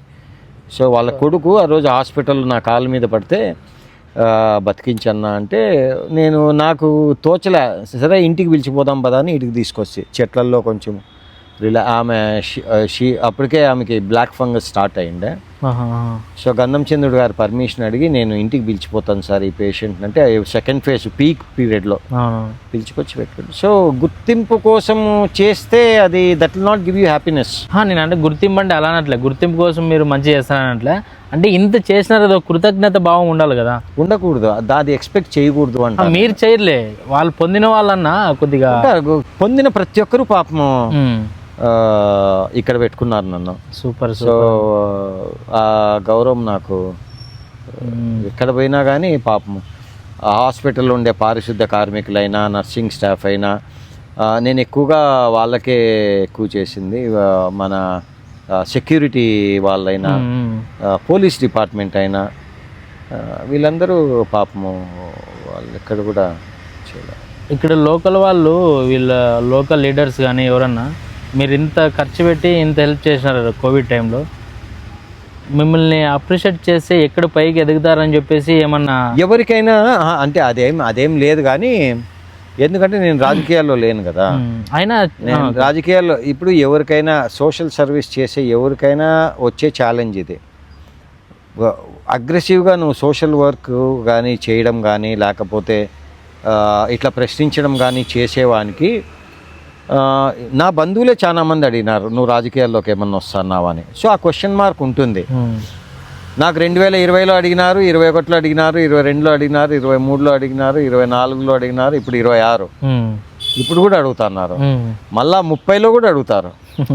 సరేనా? సో ఆ దానికి నేను ఐ ఆల్వేస్ సెడ్ నేను రాను, వస్తే వచ్చి షర్టు పట్టుకొని చెంపకొకటి ఇవ్వచ్చు అని చెప్పిన. అంతకుమించి నేనేం చెప్పలేను. ఒకటి నా ఇంకో వర్షన్ ఏమంటే వస్తే ఏమి, ఇప్పుడు వస్తే ఏం తప్పు, నేనేమి డెకాయిట్నా, నేనేమన్నా రౌడీనా, నేనేమన్నా హంతకున్నా, లేకపోతే నేనేమన్నా రేపిస్ట్నా? నాకు చేతనైనంత సాయం నేను చేసిన, నాకు చేతనైనంత సర్వీస్ నేను చేసిన, లేకపోతే నేను అన్నరున్నా కాదు కదా. కానీ నేను తీసుకున్న స్టాండ్ అది. నేను పాలిటిక్స్లోకి రాను, సర్వీస్ చేసేదానికి పాలిటిక్స్ అవసరం లేదు అన్న స్టాండ్ నేను తీసుకున్నా. అంతే తప్పితే నేను రాకూడదు, నేను అన్నరుణ్ణి, లేకపోతే పాలిటిక్స్ అంతా బురద అని నేను అనట్లే. I want to prove that point that you don't need politics to serve people అని. సో వస్తే తప్పేముంది. రాజకీయాలకి మీలాంటి వాళ్ళే రావాలన్న. ఇప్పుడు అంటే ప్రాబ్లం ఏమవుతుంది తెలుసా, నాలాంటి వాళ్ళు రాజకీయాల్లోకి వచ్చినా కూడా డేంజరస్సే. అది ఎందుకు అనేది ఇంకో పాడ్కాస్ట్లో చెప్తా. ఓకే. అప్పుడు ఢిల్లీ సీఎం ఆయన ఒక సీఎం హోదాలో ఉండి మిమ్మల్ని గుర్తించి అక్కడికి అంటే వాళ్ళు ఏం చేసినారంటే they did a wonderful programme Delhi government. దేశంలో కోవిడ్ అప్పుడు బాగా పనిచేసిన వాళ్ళందరినీ ఒక ప్లాట్ఫామ్ మీదకి తెచ్చినారు ఆ రోజు. సూపర్. తెచ్చి సౌత్కి నాకు ఇచ్చినారు, covid warrior of the south అని. సో సరే వాళ్ళకెట్ట తెలిసింది అంటే నేను అప్పుడే కార్పొరేట్ లైఫ్ నుంచి నేను అనంతపూర్కి వచ్చినవాడిని కోవిడ్ అప్పుడు. సో నాకు corporate connections, media connections, national media connections ఉన్నాయి. ఎందుకంటే నేను పనిచేసిన కంపెనీలో I was also handling those things. So అప్పుడు నేను చేసిండేది మిడ్ డేలోను, నేషనల్ పేపర్స్లోను అంతా వచ్చింది. So it was easy for them. లేకపోతే అదేం నామినేషన్ కూడా కాదు, అది వాళ్ళందుకు వాళ్ళే రీసెర్చ్ చేసుకొని ఓకే పిక్ దిస్ ఫెలో అంది. ఓకే అన్న, థ్యాంక్ యూ సో మచ్ అన్న. Thanks a lot, all the best. Thank you అన్న.